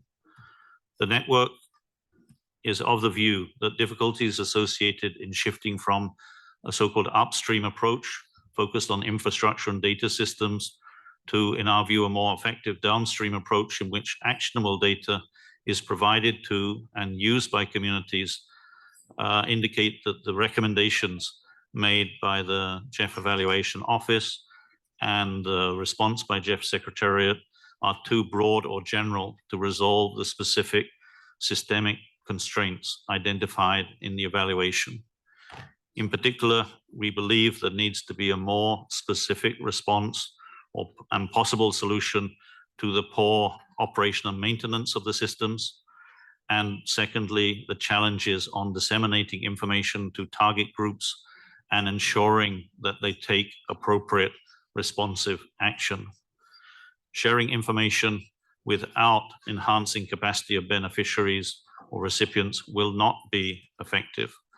The proposed linkage to disaster risk reduction and climate adaptation action by communities in response to the warning is very critical in our view. As a result, the network recommends that the GEF Secretariat re-review and further revise the GEF management response and consider to fully adopt the full recommendations as highlighted just now by Australia. We believe that GEF needs to address the multiple interacting factors that constrain the systematic and comprehensive integration of climate information and early warning systems into broader disaster risk management strategies, as highlighted in paragraph 66 of the IAO report. And we believe that if necessary, the management response should be revised and resubmitted to subsequent council meeting or modified at this time. Although it is mentioned in the response that GEF believes that disaster risk reduction is beyond its immediate scope of the trust fund, we believe that it's very critical that we are able to measure the response of the recipient to the information by practical actions that would include reducing the risk of disaster impacts, as well as adapting for livelihood and productivity systems. Thank you very much. Thank you. Yoko, you have the floor. Thank you, William. Japan welcomes the two reports that was presented by the IEO and the relevant management responses. It is always good to learn from past mistakes and move forward. We highly regard the ownership of the recipient countries and will keep our eyes on the progress of the GEF 8 country engagement strategy that was adopted by the previous council. However, it is also quite difficult to measure how much the ownership is achieved only through the workshop and seminars. We expect the GEF to consider further enhanced policy or framework on strengthening the country ownership in the GEF projects. With regard to the climate information early warning systems, the first recommendation refers to the importance of raising the community level risk awareness. This is interrelated with the agenda number 10, community-based approach, as we heard, active interventions from our colleagues of recipient countries, and the recommendations can also be applied here. We expect the GEF projects to continue building the climate resilience while strengthening the communication system in order to minimize the impacts of climate disasters in vulnerable communities. Thank you. Thank you, Yoko. Emily, you have the floor. Thank you, William, and also many thanks for the presentations. Just to briefly mention that our constituency very much appreciates the evaluation on the learning from challenges, as we believe that lessons learned from failures or projects that haven't been very successful can be very valuable. So many thanks for that. And with regards to the climate information and early warning systems evaluation, we would just like to emphasize the importance of this work. as climate change will increasingly continue to cause risks, losses and damages, vulnerability, especially in LDCs and SIDS. In this context, we would also like to note the importance of the downstream focus or the last mile of the meteorological value chain to make sure that no one is left behind and that the significant work and investment into climate and weather information leads to timely and effective early action. One of the key findings is that the achievement of the integration of reducing the vulnerability of women and other marginalized groups remains somewhat constrained. This is an important finding that needs to be addressed, but that is not mentioned in the management response. It would be interesting to hear how the Secretariat will address this specific finding. Another finding, which we hope will be followed up, concerns the limited use of innovative approaches, and we hope that the new risk appetite statement that will be discussed later today will lead to improvement in this area. And as others have already highlighted, we would also like to understand better how the GEF is complementing the Early Warnings for All initiative, as this is a key priority area for support from both Denmark and Norway. In this regard, we would highly encourage the GEF to coordinate with the pillar leads of the Early Warnings for All initiative, particularly the IFRC, to ensure that GEF investments do translate into improved preparedness capacities and anticipatory action measures. And just finally, we are positively inclined to the management response to revisit and possibly update the LDCF and SCCF indicators in the new adaptation strategy for the upcoming GEF9 period. Thank you. Thank you very much. Annette, you have the floor. Thank you very much. I'd very much like to support the last mention of the updating.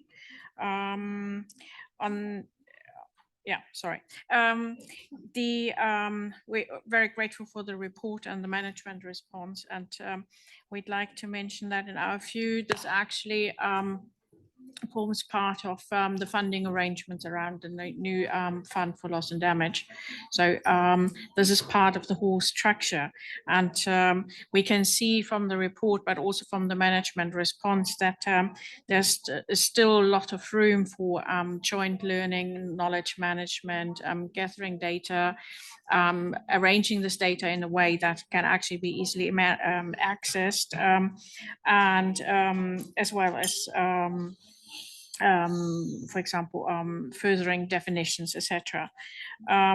So we recognize that there's still a lot of work to be done, and we feel that GEF can possibly, with vast resources and experience, play a good role here. At the same time, we do and we very much support the intervention from the CSO representative. I think those were very good points. At the same time, we also recognize that some of these actions and recommendations actually might fall outside the GEF mandate. So that needs to be closely monitored, and also looking at the overall architecture of various loss and damage activities. There needs to be a clear role and mandate for what GEF can do and shouldn't do. So thanks very much for the report. We thought it was absolutely vital and very interesting to read. Thank you. Thank you very much. Antonella, you have the floor. Muchas gracias, William. En representación de la circunscripción Cono Sur, quiero agradecer la preparación del documento Learning from Challenges in GEF Projects and Management Response. Mi intervención va a estar específicamente orientada a este documento, elaborado por la Oficina de Evaluación Independiente y la respuesta de la Secretaría, que la verdad lo ha abordado de manera activa y reflexiva sobre los principios presentados. Creo que este tipo de intercambios demuestra cómo la alianza del GEF tiene un serio compromiso hacia la mejora continua y la adaptación a los contextos cambiantes. Creemos que los principios que se han elaborado ofrecen perspectivas sobre cómo aprender de los desafíos y pueden integrarse en el diseño, la implementación y el monitoreo de los proyectos, favoreciendo la entrega de proyectos exitosos que incluso pueden replicarse, escalarse y sostenerse a lo largo del tiempo. Estamos de acuerdo con el principio 5, en el cual se pondera la estrategia de gestión del conocimiento y aprendizaje. Además, y volviendo al tema de monitoreo que ha sido abordado en el día de ayer, creemos que el monitoreo debe ser considerado como una herramienta de aprendizaje que sirva para capturar las lecciones aprendidas, incluso, como mencionaba el colega de Suiza, ¿no? Aquellos aspectos de los proyectos que no han sido exitosos, pero de los cuales podamos aprender, porque en definitiva también a través de errores, a veces los aprendizajes pueden incluso ser más importantes, por lo que consideramos que las reglas de cumplimiento de monitoreo son claves para poder valorar nuestros proyectos. Y por último, como hice en el ítem anterior respecto al programa Pequeñas Donaciones, me gustaría traer a colación bajo este ítem y principalmente remarcar la importancia que tiene para nuestros países la estrategia de participación de los países, que fue aprobada durante el 63 Consejo y sobre el cual esta circunscripción fue muy activa, como una herramienta fundamental para la construcción de capacidades y el fortalecimiento de las capacidades nacionales para que los países receptores podamos diseñar y ejecutar proyectos ambientales complejos, pero principalmente exitosos. Gracias. Muchas gracias. Laura Bermúdez tiene la palabra. Gracias, William. También quisiéramos desde nuestra circunscripción agradecer el documento de proyectos sobre los grandes aprendizajes frente a los proyectos GEF y los retos que allí hemos encontrado. Creemos que como países receptores es importante en efecto hacer la reflexión sobre los procesos de formulación y de ejecución de los proyectos. En particular, en algunos de nuestros países tenemos un sistema de seguimiento que nos permite sistemáticamente estar evaluando esas lecciones aprendidas a nivel nacional. De acuerdo con que de los proyectos más complejos seguramente es donde más lecciones aprendidas tendremos y de allí siempre sacamos esos cambios transformativos que debemos implementar en las siguientes fases de formulación. Creo que eso es una lección y un aprendizaje muy importante a nivel nacional, no solamente para nosotros como puntos focales operativos o para las agencias de gobierno, sino para los demás actores. La interrelación y el trabajo conjunto con otros sectores, pero también con otros actores tanto privados como comunitarios en la formulación más integral de los proyectos es definitivamente fundamental. Las intervenciones en estos sistemas complejos nos ponen de presente retos en el diseño, en el escalamiento y en la implementación. Y esto nos hace preguntarnos cómo debemos alcanzar esos beneficios ambientales globales cumpliendo con los objetivos nacionales, no solamente los del gobierno, sino de los demás actores. Y allí en esa articulación de todos estos intereses y expectativas, pues está el gran reto de tener mejores proyectos. Frente al principio de la lección 5 también quisiera mencionar, como ya lo han reiterado varios, la importancia del tema del monitoreo. Y creo que finalmente se reitera, y creo que Suiza y otros lo han mencionado, la necesidad de que esas lecciones aprendidas sean un espacio de reflexión en, por ejemplo, las evaluaciones de medio término y las evaluaciones finales, donde nos permiten efectivamente poner sobre la mesa las cosas que han pasado después de la formulación, que usualmente es un tiempo atrás, y en el tiempo real y presente entender cuáles son los grandes retos. Allí también nos parece importante en ese tema de monitoreo incluir, como también varios lo dijeron, otros sistemas de conocimiento, no solamente el conocimiento científico, sino también desde el conocimiento y los saberes tradicionales, cómo podemos mejorar el proceso de implementación de los proyectos. También resaltar la lección 6 y 7 sobre sobre cómo trabajar con esos líderes locales que definitivamente son los impulsores del cambio en estas intervenciones y que muchas veces estos proyectos les permiten dar las herramientas concretas para generar un cambio transformacional a nivel local. Y creo que eso es parte de las grandes lecciones aprendidas y que seguramente debemos incorporar en los lineamientos del próximo replenishment número 9. Gracias. Muchas gracias, Laura. I see no further requests for the floor, so Gita, Juha, you want to comment?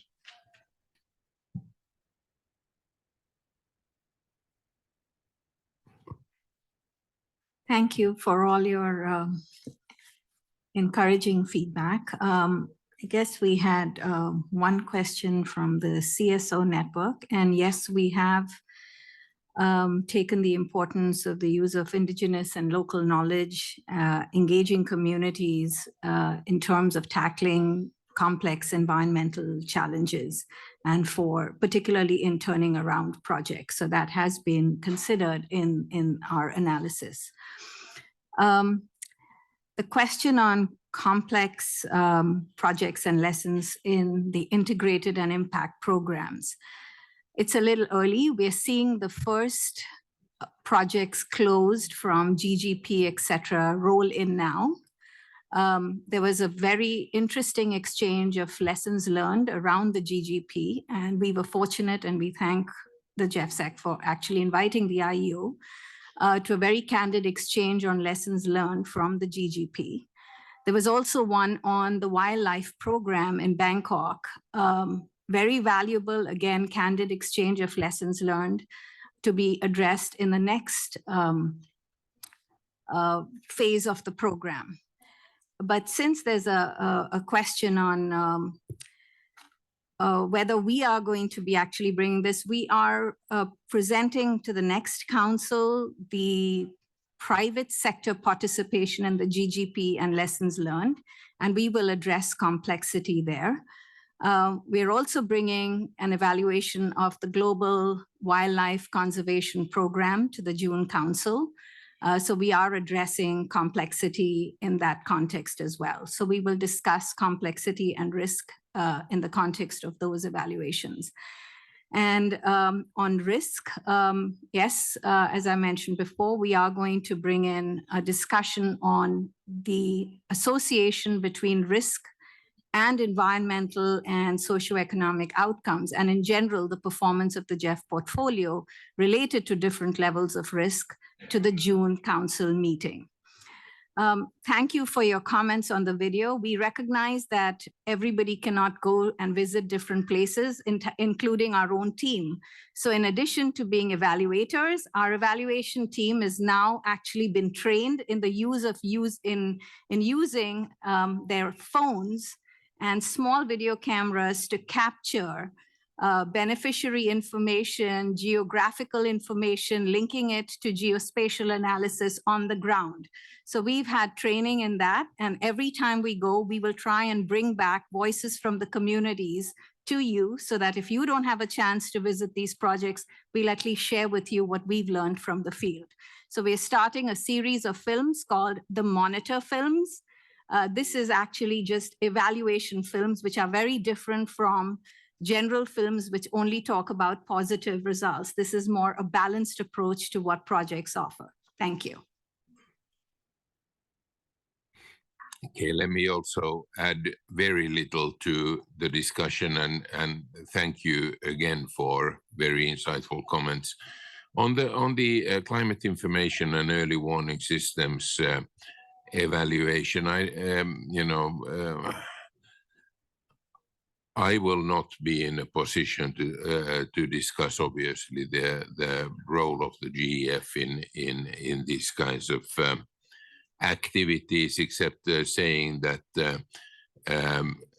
they have been very demand-driven by the countries, and obviously the fact that they initially, especially fell into the purview of the LDCF. So there's a connection. There has been a move towards more multi-trust fund projects, but they come from that area. The report actually has an annex. I think it is Annex 5, which provides a summary of interventions by other organizations. So you may want to look at that. It's usually quite hard to dig into the annexes of these large reports, but you may wish to do that in. And for example, the GCF has developed a sectoral guideline that delineates the framework for designing and executing climate information and early warning systems interventions projects. So that's all from my point of view at this stage. Thank you very much. Let me then give the floor to Claude and Alok as necessary. Thank you. And thanks to all the council members, in particular Australia and the UK, for having made some very important comments on the learning. Many others as well have supported both the study and the way forward. I just wanted to give a little bit of more detail on what the GEF is doing, has been doing, and will be doing. I did not mean to have the GEF Secretariat appear as being perfect in response to the UK comment, of course. We are already doing certain things, and there are many things that the council is not, I guess, that don't raise to the visibility of the council, but basically are part of the work plan and the activities of our staff in terms of engaging and defining the review process, best practices in different focal areas, the design of IPs, and all of these things that council doesn't necessarily see, but it's part of the daily activities when we're not at council and when we're not reviewing projects. We do have extra time to work on this. As you know, the knowledge management and learning strategy was approved last year. This has become a very, very central figure of the restructuring. We have a new division. We will have, I think, 6 or 7 divisions in the new structure. One of them is entirely dedicated to integration, knowledge, and learning. My colleague, Mohammed Bakar, is leading that. This is where, not the only place, but this is where the institutional and partnership learning and knowledge management activities will come from. As part of the staffing up, of course, we will have resources to, for the first time, have some dedicated professional staff that will be responsible for implementing the strategy, which the plan is already underway. But this will not be a responsibility tagged on to an existing person that already has responsibility. There will be dedicated staff that will be able to increase our capacity. And the purpose is not for those people to do all of the knowledge management and learning, but basically to build the capacity of all staff to do knowledge management and learning in their respective roles in the organization. And to give you an idea, it spans everything from the best practices of review of projects. Reviewing projects is not a static activity over years. As we get information, we are better able to review projects and the design and what these projects are intending to do with the information from projects and from best practices from staff, from science, and so forth. And every focal area has a working group that is involved that includes all of our staff plus agency technical staff. And part of their work is to periodically learn about existing successes and failures and recycle that information into both the design of projects and the review of projects. It spans also the immense effort that we have put and continue to put in improving the programs that we call integrated programs in GEF 8, which many of them have come from impact programs in GEF 7, and the original 3, if I can say it, name them that way, from the IAPs in GEF 6. And that has been a tremendous learning experience because even in projects that are, quote, satisfactory or successful, there's a lot of learning because no project or no program is perfect either. You learn as you go along and you need to incorporate that into the design. And so we have, and this will also be strengthened, we have lead staff on some of the big integrated programs that are fully dedicated to being the lead from the Secretariat point of view to work with countries and agencies, not just in reviewing what comes to us, but actually in pushing the design and strategy development phase of these programs. When we have previous iterations of these programs, we bring those people as well into the workshops, and we build on that knowledge and learning. And basically what we, our goal is to what we present to council is already incorporating a lot of the lessons learned from these IEPs, these IPs, and now the integrated programs. That will also be strengthened because we will have a need to better service the lead staff on many integrated programs.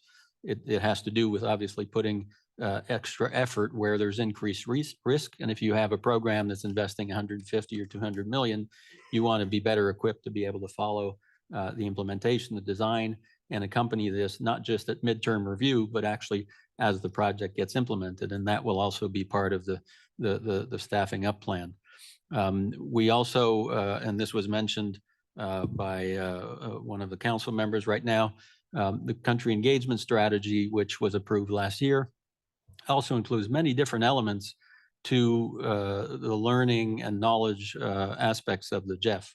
We have a dedicated line for the KM implementation plan. But for example, when, and this was a great experience that we hope to replicate, when we were able to bring many of the council members to the Amazon last June, that's part of the learning aspect of an organization. It brings a lot of what we have been doing with our partners in the field to a discussion at the level of council, which we hope allows for better understanding of some of the challenges of working with local communities, working with government agencies in that context. So all of that is just to give you a flavor of everything that perhaps doesn't percolate up to the policy level of the council, but that is part of the GEF day-to-day activities.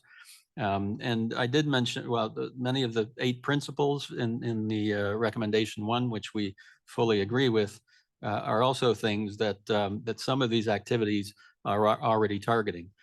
Just to, again, to give you a flavor of this, the theory of change, which for many years was kind of a ping pong match between staff and the GEF Secretariat in terms of how detailed we needed this and so forth. And we finally learned that actually, if you have a much more detailed theory of change at the initial design of a project and program, you're much better equipped to develop this with adaptive learning, with realistic, ambitious, well, let me flip that around, ambitious, realistic goals, and with a much clearer pathway of how these actions and what you're proposing will lead to the outcomes that you're trying to achieve. All of this within the context of risk analysis. And so with a link, and I'll put a segue here for Alok and Chiz, in terms of climate risk, we do have a very detailed request, and this is fulfilled by the agencies and countries, that the climate risk analyses of future trajectories of climate scenarios that are relevant to each project and each program are part of the design phase of projects and programs. That's in some way a climate information system. It's an early warning system that incorporates that information and allows the project to sort of analyze what mitigation measures it needs to put in place or have ready should one of these trajectories start to materialize. And you just have to look at the daily news. There are enough scenarios of bad weather, floods, and droughts everywhere that this is becoming a really important issue. So let me stop there with the learning, and I just wanted to have that segue for my colleague. Yeah, thanks, Claude. We received really useful comments on working with other funds and partners on this climate information early warning systems. I just wanted to reemphasize and share that in the GEF 8 strategy, the climate information early warning system has been identified as a priority theme, which you saw from the slide that you have presented. And that was identified in consultation with a number of partners and other funds who are active in this area. So that's one. And second, we are working closely with some of the partners that you mentioned. And I'm glad to let you know that in COP28 last year in December, we signed a framework for collaboration between the secretariats of the SOF, the Systemic Observation Financing Facility, which is led by WMO, and adaptation funds, climate investment funds, GCF, and the Climate Risk and Early Warning System Initiative. So we are committed to work with all these funds in a way that can ensure more coherent and coordinated support to vulnerable countries on climate information and early warning systems. Regarding the partial agreement, I'll add a few thoughts and I'll request my lectures to add further. As Claude said, that this is already inbuilt. Many of the recommendations are already inbuilt across the entire GEF portfolio of projects. So, for example, the recommendation 1, which is about providing early support or early support to countries, these are very integral elements of all LDCF and SSCF projects. We build capacity, and then the early warning systems or infrastructure is one of the components. So we are already providing that through LDCF and SSCF, but many of these are not directly linked with the trust fund projects whose focal areas are different than adaptation. Regarding recommendation 2, again, on indicators, we are updating the indicators on the LDCF and SSCF side. But again, on the trust fund side, these indicators are not directly focal area, linked with focal area objectives of global environmental benefits and others. So that's where the partial agreement comes in. We agree that we are working on it in terms of improving the indicators of the LDCF, SSCF, and we will going forward in GEF 9, we will further work on it. So that's from my side, and just thank you. Thank you so much. Good afternoon, colleagues. I think perhaps we're standing between you and lunch, so we will try to be fairly quick. Thank you for these comments, and I'm going to talk a little bit on the issue of the early warning management response. As Germany clarified, and I think others also alluded to, this particular topic is a topic that has been evolving quite a bit. And I do have to say at COP28, we also saw a lot of changes as well as decisions that would actually touch upon this particular issue. One of them obviously has to do with the global goal on adaptation. And we were given very clear path forward that for all issues related to indicators will need to be resolved in the next 2 years. So we actually need to keep that in mind, that the global goal on adaptation, which the LDCF and SCCF would need to support, will identify the indicators in the next 2 years. And at this juncture, I do not think that the LDCF and SCCF will be in a position to start adopting in the interim other measures that have been identified as good practice. I think that's just the factual situation that we have found ourselves in. Another element has to do, as also Germany indicated, is the emergence and the agreement on the loss and damage fund. And if you look at the not just the resource outlay of the LDCF and SCCF, but in terms of what is the expected of different funds to carry out. In terms of the responses to emergencies and disasters, I think there is common understanding that this is where the loss and damage fund will also come in. Of course, the LDCF and SCCF will have a strong role to play in terms of helping countries that are actually interested in coming to the LDCF and SCCF in a country-driven manner to address and set up some of the early warning systems, climate information systems, so on and so forth. But at the end of the day, we don't, as the LDCF and SCCF, have the full mandate to address issues related to disaster risk and responses to emergencies.